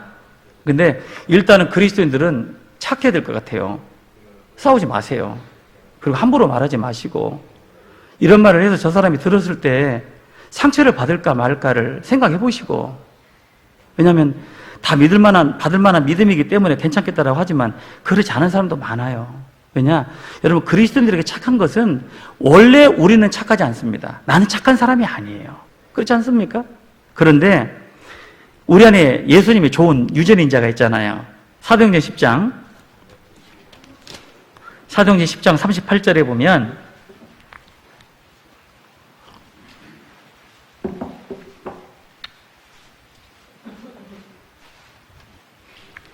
(10장 38절) 같이 읽겠습니다. 하나님이 나사렛 예수에게 성령과 능력을 기름 붓듯 하셨음에 저가 두루 다니시며 착한 일을 행하시고 마귀에게 눌린 모든 자를 고치셨으니 이는 하나님이 함께 하셨습니다. 참 예수님은 착하신 분이에요. 나이 많은 사람이나 어린 사람이나 문둥병자나 귀신 들린 자나 모두가 예수님을 다 좋아했고 예수님을 따라 나왔습니다. 그 예수님의 좋은 유전인자가 우리 안에도 흘러요. 내가 있는 곳에 나를 만나는 이방인들이든지 나를 만나는 나를 아는 사람들은 나를 어떻게 평가를 할까? 그걸 생각해보고 고민해야 될 때라고 생각해요. 과연 형제자매들은 나를 생각할 때, 저 이방인들은 나를 생각할 때 참 누구는 착한 사람이라고 인정을 받지 못한다면 빨리 생각을 고쳐야 될 거라고 저는 생각을 해요. 왜? 빛의 열매는 착하다고 그랬잖아요. 모든 착함이라고 그랬잖아요. 성경 속에 착한 사람이 있죠. 바나바. 바나바는 악당이죠. 바나바. 저는 착한 사람이라 자기에 있는 재산을 다 교회 앞에 놓고 그 가운데 핍절한 사람이 하나도 없었더라. 참 바나바는 정말 착한 사람이었던 것 같아요. 그럼 또 이렇게 단순하신 우리 형제자매들 이렇게 생각하시겠죠? 그럼 내 재산을 다 갖다 내놔야지. 그 얼마나 좋겠어요, 그죠? 어쨌건 착한 기준이 자기 재산 다 내어놓는 것보다도 바나바는 정말 착한 사람 같습니다. 그런 바나바처럼 제2의 제3의 바나바가 우리 주변에 바로 내 옆자리에 앉아 계신 그 자매님, 그 형제님이 되셔야 되지 않을까요? 왜? 빌립보서 1장에도 보면 너희 속에 착한 일을 시작하신 이가 그랬잖아요. 너희 속에 착한 일을 시작하신 이가 우리 가운데 선을 알게 하고 하나님 뜻대로 살아가게끔 해주신다고 되어 있잖아요. 그럼 너희 속에 착한 일을 행하신 이가 있는데 왜 막 하면 안 되죠. 그러면 그 너희 속에 착한 이가 안 계신 거잖아요. 그럼 결국은 뭐요? 사람들만 있는 거죠. 뭐. 이런 것들이 우리 가운데 정말 조심해야 될 것 같다. 그래서 씨 뿌리는 비유에도 돌짝밭도 바위에 떨어진 씨앗도 가시밭에 떨어진 씨앗도 말씀을 다 듣고 반응이 나타났어요. 근데 다 아니었죠. 좋은 땅에 떨어진 씨만이 좋은 열매 30배, 60배, 100배의 결실을 했는데 특징이 5가지가 있죠. 좋은 땅에 떨어진 씨가 착하고 좋은 마음으로 말씀을 듣고 지키어 인내로 결실하는 자. 다 하시면서 이렇게 입을 딱 다물고 계셔요. 좋은 땅에 떨어진 씨는 구원받은 사람은 하나님 뜻대로 살아가는 사람은 첫 번째가요. 착하고 좋은 마음인 거예요.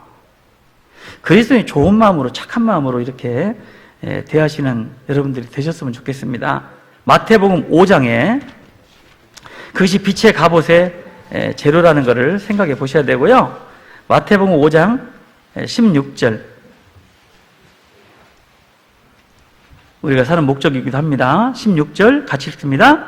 이같이 너희 빛을 사람 앞에 비추게 하여 저희로 너희 착한 행실을 보고 하늘에 계신 너희 아버지께 영광을 돌리게 하라. 너희 착한 행실을 보고, 너희라고 되어 있습니다. 구원받은 그리스도인들의 착한 행실을 보고, 야, 얘네들을 보니까 진짜 하나님 믿는 사람들 같아. 이렇게 되어야지. 너 보니까 이런 말을 들어서는 정말 착한 행실이 아닌 겁니다. 그래서 자신도 모르게 자기의 옛 습성이 나올 수 있기 때문에 웬만한큼 절제를 하지 않으면 안 되는 거고, 제가 이렇게 이제 뭐 세미나나 이런 걸 들어보면 저도 이제 인품을 좀 갖춰야 되기 때문에 말을 일단 큰 소리를 하지 말아야 되겠더라고요. 제가 그 우리 가족들하고 몇 번 테스트 했는데 아직 훈련이 안 됐어요. 제가 좀 이렇게 이게 뭐 하는 거야? 이렇게 소리 지르면서 나가면 애들도 같이 덩달아서 왜요? 이렇게 나와요. 진짜 그러더라니까요? 여보 빨리 좀 해봐. 뭐 좀 해. 막 이거 좀 빨리 해봐. 그러면 알았다니까 이렇게 나오는데 석진아 예 하은아 네 이러더라고요. 여보 네 배고파 밥 좀 해봐. 그러면 색 가서 하더라고요. 진짜 이 말이라는 게 진짜입니다. 제가 우리 올 연초에 우리 임원 수련회 때 제가 부부 그 운전하는 영상을 보여줬어요. 그거 보셨습니까? 진짜 웃깁니다.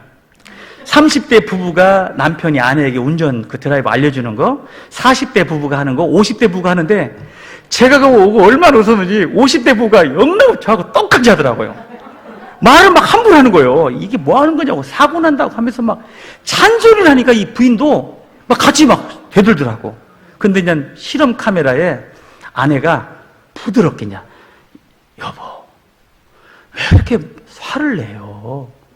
좀 부드럽게 좀 해주세요. 그랬더니 남편이 좀 전에 막 씩씩했던 분이 그러니까 당신이 잘해야 되지요. 이러면서 반응이 달라지더라고요. 저 진짜 그 재밌더라고. 형제자매들 앞에서 있잖아요. 말을 큰 소리로 한번 해보면요. 분위기 똑같이 가버립니다. 근데 말을 다 깔아가지고 아유 자매님 화나셨군요. 형제님 얼마나 화가 나셨으면 아유 그래요. 막 숨통 막 분통 막 이게 막 터질 것 같아도 그럼 이제 컴다운이 될 것 같아요.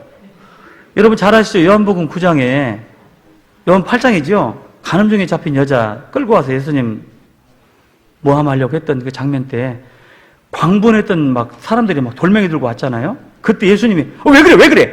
만약에 저 같았으면 난리 났을 것 같아. 이러지 말라니까 막 하면서 막 니는 왜 그러는데 그러면 같이 했을 건데 예수님이 어떻게 했죠? 바닥에다 뭘 쓰셨어요. 이렇게 천천히. 그죠? 막 금방이라도 뭐 예수님 사인 나오면 막 예수님을 치든 막 간음증에 잡힌 여자를 치든. 근데 쓰시고 나서 그러셨을 것 같은 거예요.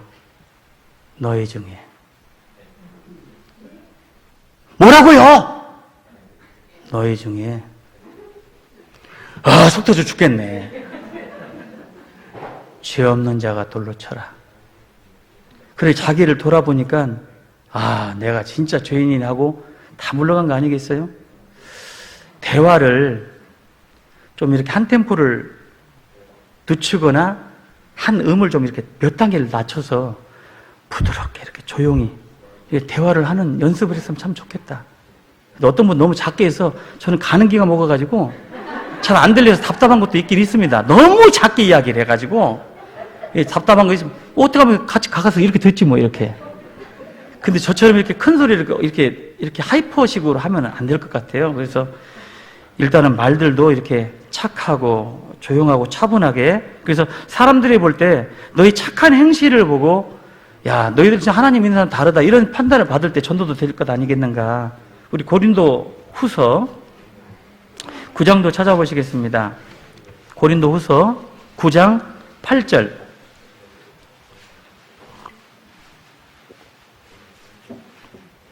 고린도후서 9장 8절. 9장 8절만 같이 읽어보겠습니다. 하나님이 모든 은혜를 너희에게 넘치게 하시나니 이는 너희로 모든 일에 항상 모든 것이 넉넉하여 모든 착한 일을 넘치게 하려 하심이라. 여기 보면 모든 은혜를 모든 일에 모든 것이 넉넉하게 결국은 뭐야? 모든 착한 일을 넘치게 하려고. 이게 하나님이 주시는 은혜가 있다는 겁니다. 그러니 내가 하나님께 맞는 많은 은혜가 있고 모든 일에 모든 것에 넉넉하게 받는다면 그 사람은 모든 일을 착하게 넘어가지 않겠습니까? 그러면 내가 왜 좀 어그레시브하냐? 내가 좀 이렇게 스트릭하고 막 이렇게 그러냐? 은혜가 없는 거예요. 하나님께로 받는 충분한 것을 못 받기 때문이 아닌 거냐? 왜? 그렇게 나타나는 증세가 그러니까. 하나님으로부터 넉넉하게 받는다면 착한 일을 넘치게 할 수 있지 않느냐 그 말이잖아요. 그래서 빛의 갑옷을 입고 하나님 앞에 그 빛의 갑옷은 일단 낮에와 같이 단정히 행하는데 낮에와 같이 단정히 행하는 빛의 열매의 첫 번째는 착함입니다. 착함. 그리스도인들은 착해야 돼요. 그리고 의로움과 진실함이 있다 그랬잖아요. 에베소 5장 9절에 보면 빛의 열매는 모든 착함과 의로움과 진실함이 있다 그랬는데 여러분 그리스도인들에게 있어서 의로움과 진실함이라는 건 생명입니다. 거짓말하면 안 됩니다. 그리스도인들은 거짓말하면 안 될 것 같아요. 의로워야 되고 인정 때문에 흔들리고 자기가 가깝다고 흔들리고 아니라 의롭게 그리고 진실되게 행하는 것이 그리스도인들에게 중요한 것 같습니다. 남에게는 친하지 않으면 그냥 스트릭하게 하고 좀 친하면 잘못해도 다 받아들이고 그건 의롭지 않은 거죠. 의는 모든 사람에게 공통적으로 적용을 시켜야 되는 것이고 진실함이라는 것도 하나님 앞에서만이 아니라 내 자신 양심으로부터도 나는 정말 진실하게 살아가고 있는가 이런 것도 우리에게 참 중요할 거라고 생각이 드는데 빌립보서 1장입니다. 빌립보서 1장 10절입니다.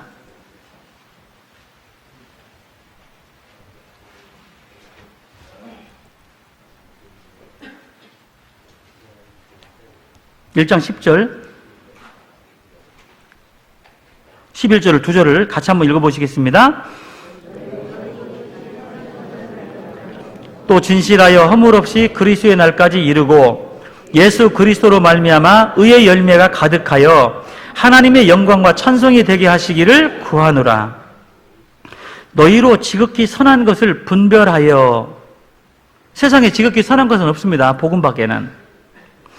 또 진실하여 허물 없이 그리스도의 날까지 우리는 가야 되는 신앙의 사람들이고요. 예수 그리스도로 말미암아 의의 열매가 가득하다. 의의 열매는 잘 아시죠? 갈라디아서 5장에 성령의 9가지 열매 잘 아시죠? 그 성령의 9가지 열매가 가득하여 결국은 우리를 구원해 주신 하나님의 목적대로 하나님께 영광과 찬송이 되게 하시는 것. 그 중에 하나가 의로움과 진실함이라는 겁니다. 그리스도인들에게 거짓말은 치명적이라고 생각해요. 한 번 거짓말을 두 번째 하고 세 번째 하고 이제 거짓말을 능수능란하게 하는, 그건 하나님이 참 싫어하는 것입니다. 아간은 몇 번이고 뉘우칠 기회가 있었잖아요. 지파, 족장, 가족, 자기까지 올가드는데도 끝까지 거짓말을 해요. 결국 죽은 거잖아요. 그리스도인은 목에 칼이 들어도 순간적으로 잘못하고 거짓말할 수 있다고 생각해요. 왜? 그런 적 있잖아요. 내가 거짓말 하려고 그래서가 아니라 순간 나도 모르게 거짓말을 했지만 그 거짓말 한 것이 내 양심에 너무 크게 찔림을 받으니까 다시 가서 내가 아까 한 말은 거짓말이었습니다 라고 하든지 다시는 그런 거짓말을 안 하려고 하는 그런 양심적인 어떤 발동이 있다라고 저는 생각이 들어요. 근데 어떤 분은 보면 너무 자연스럽게 거짓말을 늘 하는 사람 같으면 도대체 저분의 진실은 무엇일까? 응?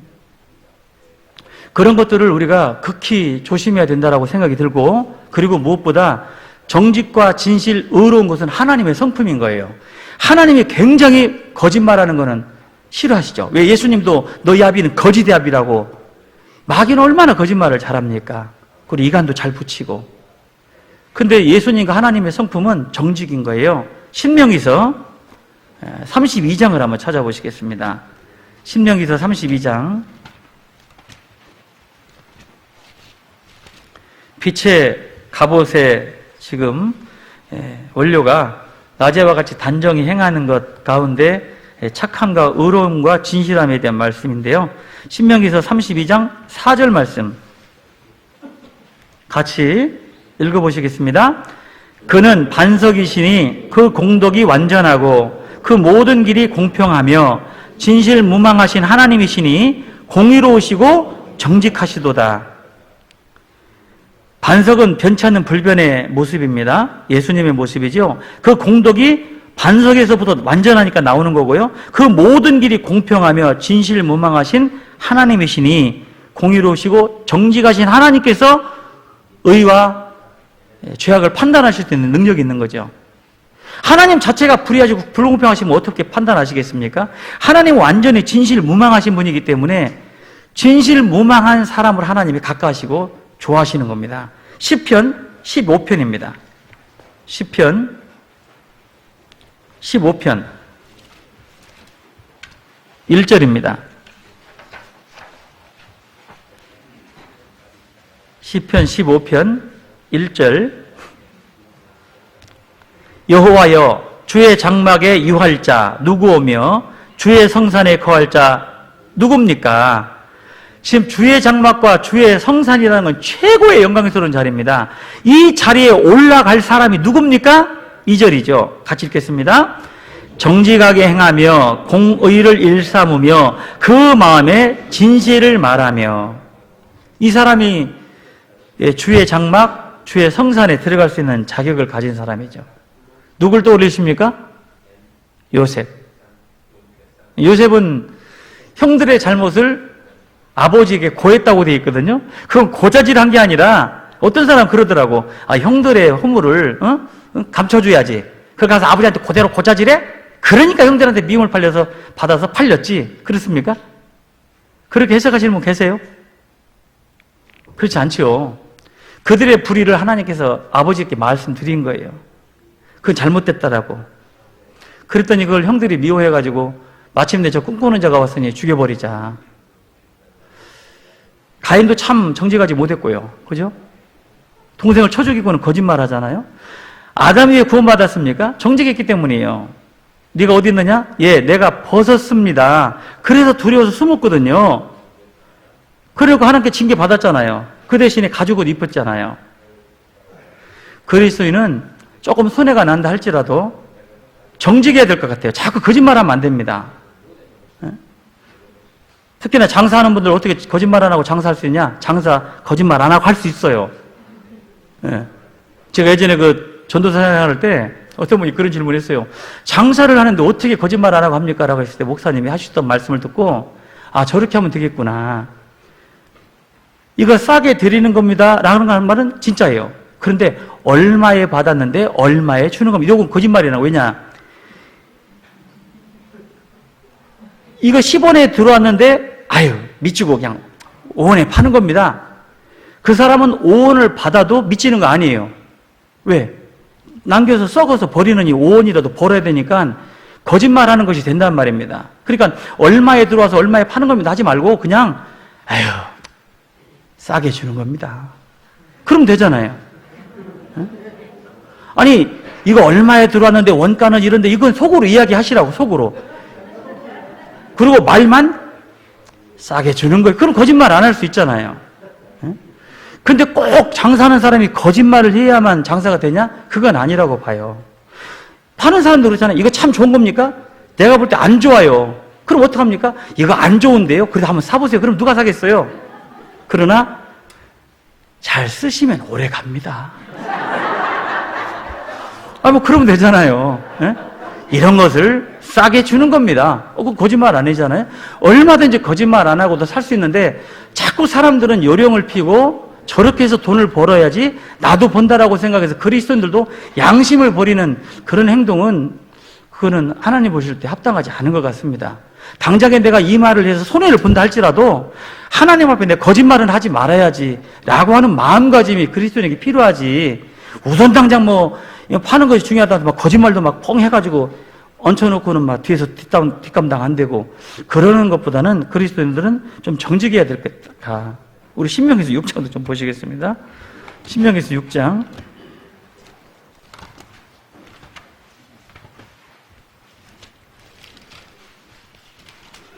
신명기서 6장 18절입니다. 18절이 되면 19절에 복을 받으니까요. 18절, 19절 같이 읽어봅니다. 여호와의 보시기에 정직하고 선량한 일을 행하라. 그리하면 내가 복을 얻고 여호와께서 내 열조에게 맹세하사 내 대적을 몰수히 내 앞에서 쫓아내리라 하신 아름다운 땅을 들어가서 얻으리니 여호와의 말씀과 같으리라. 여호와 보시기에 정직하고 선량한 일을 행하라. 그리하면 복을 받습니다. 그래서 요한일서 3장 18절에도 우리가 말과 혀로만 사랑하지 말고 행함과 진실함으로써 하자. 그런 것처럼 형제자매들에게 영혼 없는 말로 아이고 반갑습니다. 속으로는 아이고 또 왔네. 또 보네. 이게 아니라 진짜 그 마음에서 나오는 말로 아이고 형제님 건강이 어떠셔요? 아이고 건강해서 다행입니다. 그러고 나서는 손은 또 악손 안 하고 이렇게 바이러스 때문에 이렇게 하는 게 또 별로 안 좋더라고요. 그죠? 어쨌건 그리스도인의 착한 열매, 낮에와 같이 단정히 행하는 그 빛의 갑옷의 첫 번째 열매는 착함과 의로움과 진실함에 있다는 것. 이것이 빛의 갑옷의 원료가 되는 것이고요. 두 번째, 로마서 13장 14절입니다. 로마서 13장 14절에 오직 주 예수 그리스도로 옷 입고 라고 그랬습니다. 그리스도의 옷, 주님이 피 흘려서 나를 위해 만들어주신 옷, 그 옷이 빛의 갑옷의 주 원료가 됩니다. 여기 구원 안 받으신 분 없지 않아요? 그렇다면 우리는 전부 다 이사야 61장에 옷을 입고 있는 것이라고 할 수 있는 거죠. 이사야서 61장 이사야서 61장 10절입니다. 10절 예수 그리스도의 옷이 어떤 옷인가를 알 수 있는데 이사야서 62장 10절에 보면 61장 10절 같이 읽겠습니다. 내가 여호와로 인하여 크게 기뻐하며 내 영혼이 나의 하나님으로 인하여 즐거워하리니 이는 그가 구원의 옷으로 내게 입히시며 의의 겉옷으로 내게 더하심이 신랑이 사모를 쓰며 신부가 서로 자기 보물로 단장함 갖게 하셨습니다. 최고의 아름다운 모습입니다. 구원의 옷으로 내게 입히시며 의의 겉옷으로 입히셨다. 옷 잘 입으신 분들 보면 멋있잖아요. 구원의 옷만 입은 것이 아니라 하나님이 나를 의의 겉옷으로 딱 덧입혀 주셨다. 철로역정에 보면 크리스찬이 처음에는 죄짐을 지고 막 고민하는 얼굴이 어두운 모습으로 가족들하고 작별하잖아요. 부인하고 애들이 막 아빠, 여보 어디 가요? 나는 이 죄 문제 해결해야 돼 하고 막 울면서 죄짐을 지고 떠나잖아요. 그거 아시죠? 아유, 감사해요. 그리고는 이제 구원을 딱 보고 죄짐이 딱 벗어지자마자 어떤 모습으로 나타나던가요? 온몸에 전신갑주리고 칼을 들고 멋있는 용사의 모습으로 나타나잖아요. 주님은 나를 구원해 주신 이후에 의의 겉옷으로 너 의로운 사람이다 이렇게 인정을 해주시는 옷을 입고 어떻게 살아야 될 거냐. 그래서 제가 여러분들에게 이해를 돕기 위해서 한 동물을, 백담비라고 아세요? 단비 자매가 아니고 담비, 백담비 혹시 아세요? 담비라고 하는 쪽제비과 동물이에요. 그 굴 속에서 사는 동물인데 요즘은 자연에서 발견하기 어렵고 애완용으로 많이 길러낸다고 그러는데 예쁘게 생겼습니다. 근데 이 백담비는요, 사냥하는 요령이 있어요. 하루 종일 틈나면 고양이처럼 혓바닥으로 자기 털을 고른대요. 그 털이 얼마나, 거기다 백담비, 흑담비도 아니고 백담비. 얼마나 예뻐요. 그래서 그 사냥꾼들이 그 담비를 잡아가지고 그 가죽을 벗겨서 이렇게 여자들이 많이 그렇게 좋아하는 옷이랍니다. 그런데 그 담비를 잡는 요령이 있어요. 너무 빨라가지고 달려서나 뭐 총을 쏘면 가죽이 상하니까. 그 담비가 사는 굴이다라고 싶으면요, 그 굴 입구에다가 먹칠을 해놓은대요. 시커멓게. 그러니 담비가 바깥에 사냥을 하러 나갔다가 쫓아가잖아요. 사람이 쫓아가면 자기 집으로 도망갈 것 아니겠어요? 그럼 막 정신없이 도망가다가 자기 굴 입구가 평소하고 다른 거예요. 새까맣게 칠해있으면 스탑 띡 해가지고 서가지고 절대 안 들어간답니다. 그러고는 그 입구에서 사람에게 잡힐 때까지 그 귤을 안 들어간대요. 왜요? 자기 털이 더러워질까봐. 대단하죠? 어떤 분은 이렇게 생각할 거예요. 참 멍청한 동물이네. 근데 그런 동물에게 그런 능력을 부여하신 하나님의 의도가 무엇이겠느냐는 겁니다. 그리스도인은 구원의 옷을 입고 의의 겉옷을 입은 사람들이에요. 그런 의의 겉옷을 입고 아무렇게나 아무 사람이나 아무데나 털퍽털퍽 앉을 수는 없겠죠. 그런 담비를 통해서 우리에게 주시는 하나님의 교훈이 분명히 있을 거다. 그래서 그 그리스도의 옷에 구체적인 재료가 있어요. 그 구원의 옷과 의의 겉옷에 재료가 있는데 갈라디아서 3장 말씀만 좀 바로 찾아가 보겠습니다. 갈라디아서 3장 어떤 옷이냐면 그리스도의 옷인데 구체적으로 세 가지의 재료가 있는 옷인데 3장 27절에 보시면 같이 읽겠습니다. 누구든지 그리스도 합하여 세례를 받은 자는 그리스도로 옷 입었느니라. 여기 지금 그리스도로 옷 입어야 될 때 그 옷의 재료가 첫 번째 뭐냐면 그리스도와 합한 세례예요. 갈라디아서 2장 20절 잘 아시죠? 내가 그리스도와 함께 십자가에 못 박힌 것은 내 안에 그리스도께 사신 것이라. 예수님이 십자가에 돌아가실 때 나는 이미 그때 죽었습니다. 그것이 주님과 합한 세례예요. 예수님의 그 옷은 주님과 합한 세례입니다. 같이 죽은 옷이라는 거예요. 이 재료가. 주님이 세상을 향해서 살아가셨던 것처럼 나 역시 그렇게 살아가야 되는 것. 그게 그리스도의 옷을 입은 자가 주와 합한 그 재료로 만든 옷이라고 할 수 있고요. 골로새서 3장 12절에도 보면 그리스도의 옷의 재료가 또 나옵니다.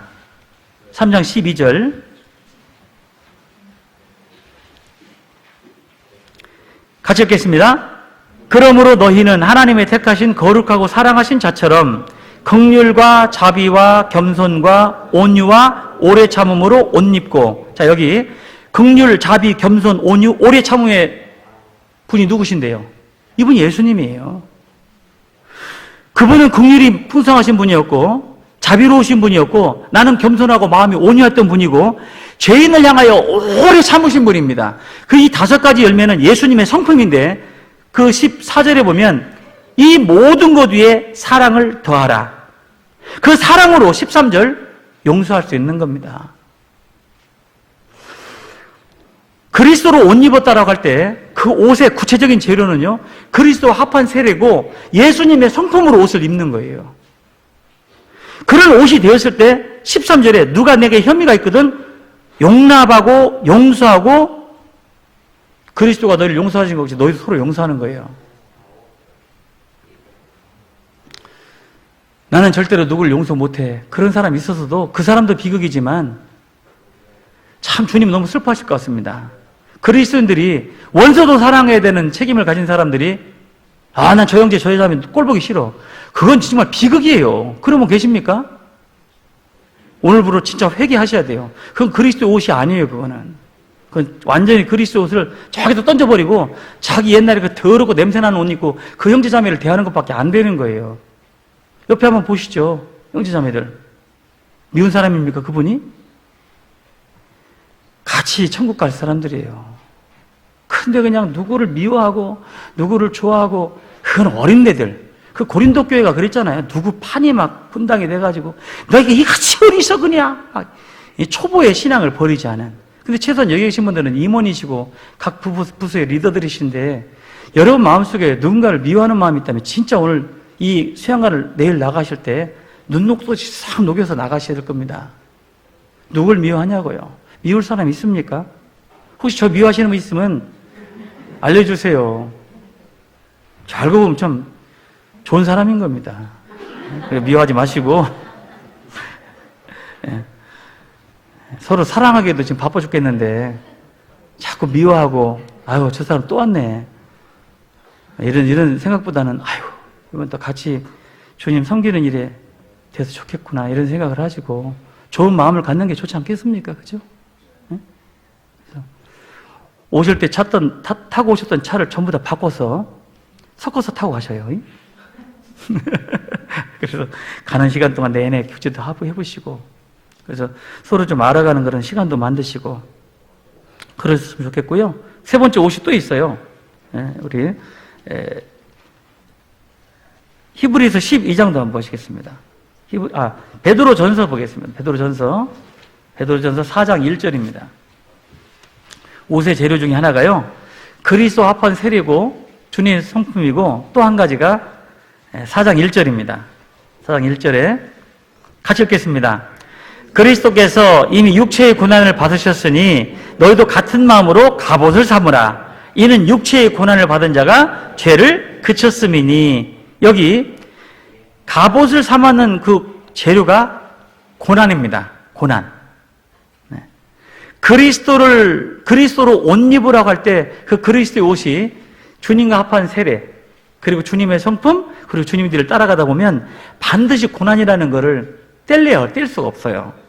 근데 어차피 세상에서도 고난인데 주님을 위해서 받는 고난은 남는 것이 있고 보람이 있고 기쁨이 있습니다. 그렇지 않습니까? 근데 주님을 위한 고난이 있다면 기꺼이 내가 가서 자원해서 받는 마음으로 가서 그 일을 받아야 할 것 같습니다. 그래서 우리가 신앙생활 얼마 남지 않은 정말 연초에 이런 말씀 드리긴 좀 그렇지만요. 항상 오늘이 마지막이다라는 생각으로 나에게 주어진 시간을 산다면 낮에와 같이 단정히 행하여 그리스도로 옷 입고 그 그리스도의 옷은 그리스도 합한 성품 그리고 고난 예수님의 모든 것 이것으로 재료를 삼는다면 우리 안에 작은 예수들 내 주변에 작은 예수들이 더 많이 생길 거고 그런 작은 예수를 통해서 분명히 우리 모임은 훨씬 더 윤택해질 거라고 생각이 듭니다. 그리고 세 번째 빛의 갑옷의 또 한 종류를 보면 로마서 13장 14절입니다. 14절 오직 예수 그리스도로 옷 입고 정욕을 위하여 육신의 일을 도모하지 말라.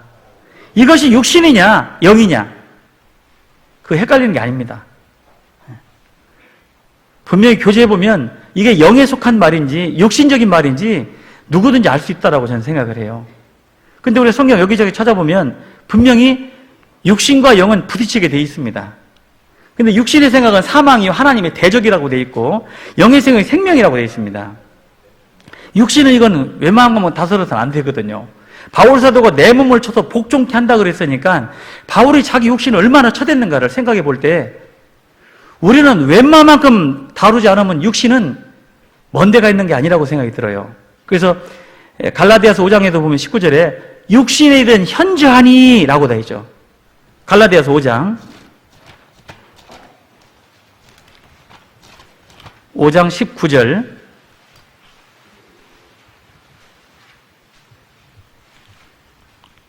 19절 육체의 일은 현저하니 곧 음행, 더러운 것, 호색, 우상숭배, 술수, 원수 맺는 것, 분쟁, 시기, 분냄, 당짓는 것, 불리함, 이단, 투기, 술취함, 방탕함, 또 그와 같은 것들이다. 너에게 경계한 것 같이 경계하노니 이런 일을 행하는 자들은 하나님의 나라를 유업으로 받지 못할 것이요. 보면 이 언급된 것 중에 자유로운 것이 우리에게 있을까요? 매번 걸리는 것들도 많이 나올 겁니다. 그게 육신이에요. 그 육신의 일을 도모하지 말라는 것이 자꾸 이런 것으로 어떤 인정이나 사사로운 감정으로 다가가지 마라. 물론 형제자매들끼리 서로 가깝고 친하게 지내는 건 좋습니다만은 누구하고는 이거는 굉장히 위험한, 이게 사실 말하는 게 당이죠, 당. 내가 누구하고 친하다 하면 다 친해야 되는 건데 난 누구하고만 친하고 다른 사람은 그냥 형식적으로만, 그런 일이 있으면 우리 임원들 붙어가 있다면 그건 큰일입니다. 그렇지 않겠습니까? 그죠?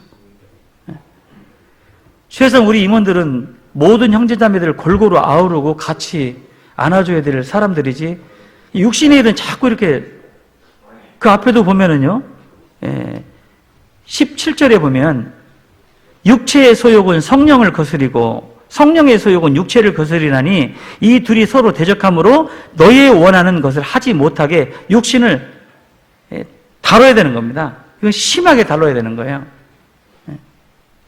육신은 조금만 긴장 풀어주면 이건 뭐 여지없이 그냥 무너져 버리니까 어떻게 하든지 성령의 소욕이 이기도록 만들어서 이것이 육신이냐 영이냐 이런 것들을 좀 분별해야 될 필요가 있겠다. 그래서 육신적으로 너무 가깝잖아요. 분명히 잘못해서 지적해주고 싶지만 못해요. 인정 때문에. 그렇지 않습니까? 그냥 봐주는 거예요. 그 사람은 늘 그렇게 하는 거예요. 그런데 조금 아프더라도 조금 권면해주는 게 필요할 것 같아요. 용기입니다, 이거는. 그리고 쉽지 않아요.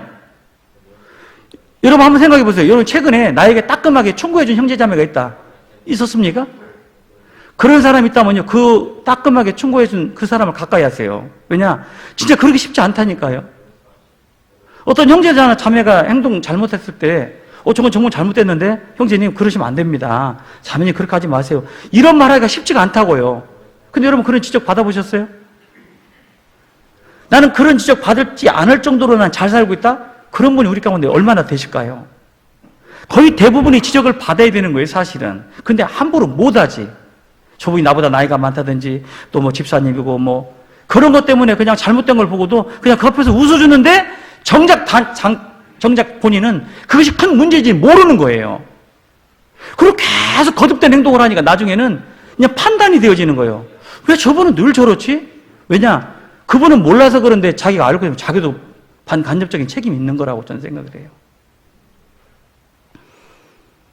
그래서 아무래도 이제 우리 말씀이 사람 듣기 좋은 말씀을 하는 게 아니잖아요. 좀 생활에 직접적인 얘기를 하기 때문에 이런 말씀을 통해서도 내 찔림을 받아야 할 걸 생각을 해요. 아, 내 얘기하는 거구나. 그럼 내 얘기하죠. 누구 얘기하겠어요, 지금? 응? 말씀 끝나고 났더니 다 와서 그러는 거예요. 목사님, 오늘 제 얘기하시죠? 응? 다 알고 하셨으면서 막 그래요. 저 모르는데요? 거짓말. 무슨 목사님이 거짓말을 해요. 모르고 한 얘기예요. 자기가 찔렸지. 그럼 찔렸으면 좋은 거지 뭐. 근데 누가 얘기해준다 해가지고 자매가 목사님한테 얘기했어? 야, 이상하게 막 나가는 모습들 있잖아요. 아니죠. 다 내가 들어야 될 말씀이지 누구 말씀이에요. 수요 말씀 들을 때 목사님은 안 찔립니까? 목사님 얼마나 혼내시는 말씀을 많이 하시는데 다 찔림을 받는 거예요. 찔림 받고 찔림 주고 그러면서 우리가 점점 온전해지는 것이지, 누구에게 또 지적받으면 또 분을 못 품어가 막 못 풀어 막 이렇게 감히 나한테 그런 얘기를 했다는 둥, 정말 어리석은 거죠. 지혜로운 군주는 충신을 내치는 게 아니에요. 권력 앞에는 간신들이 모여있게 돼 있습니다. 어리석은 군주는요, 자기에게 하는 좋은 말만 하는 간신들만 둔다고 돼 있어요. 근데 진짜 지혜로운 군주는 충신을 둔다고 그랬어요. 직언하는 사람들을. 그게 지혜로운 사람입니다.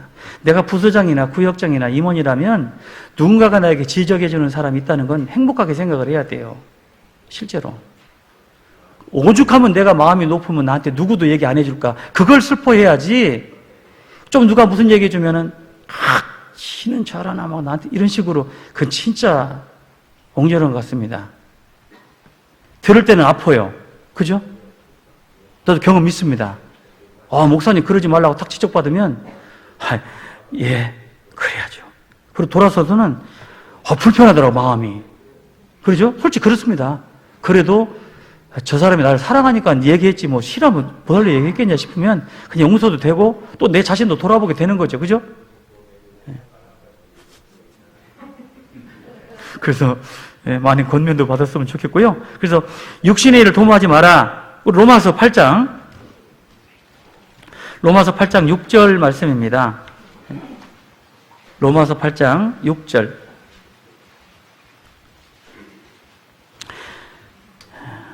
육신의 생각은 사망이요 영의 생각은 생명과 평안이니라. 육신의 생각은 하나님과 원수가 되나니 이는 하나님의 법에 굴복치 아니할 뿐 아니라 할 수도 없습니다. 8절 같이 읽습니다.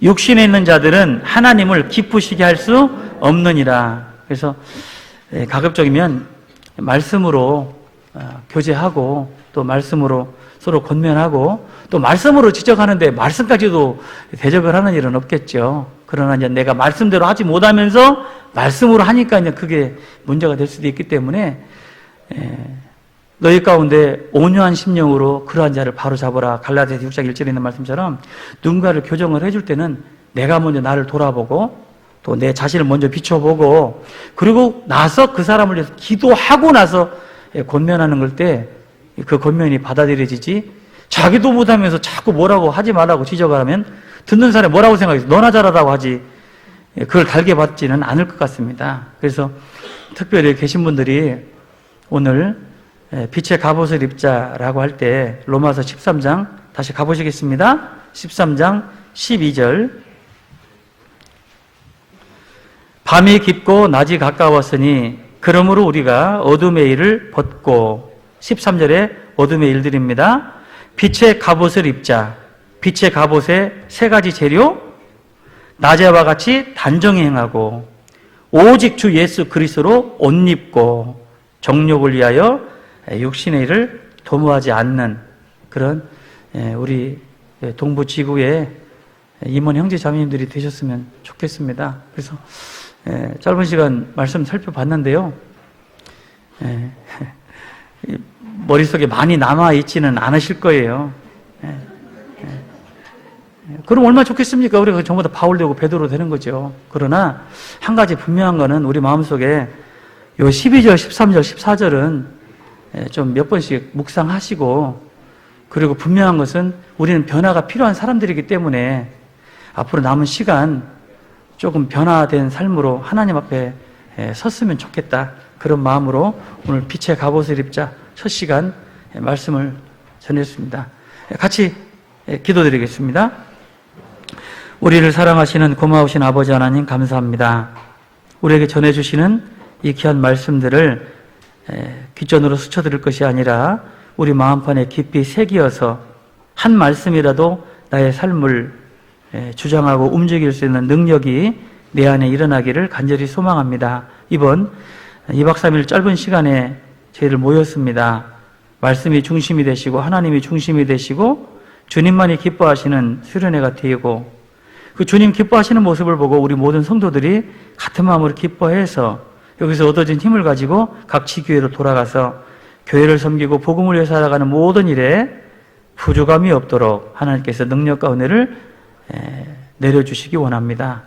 남은 모든 일정 주님께만 온전히 의지하면서 우리를 사랑하시는 예수님 이름으로 기도드렸습니다. 아멘. 찬송가 259장입니다.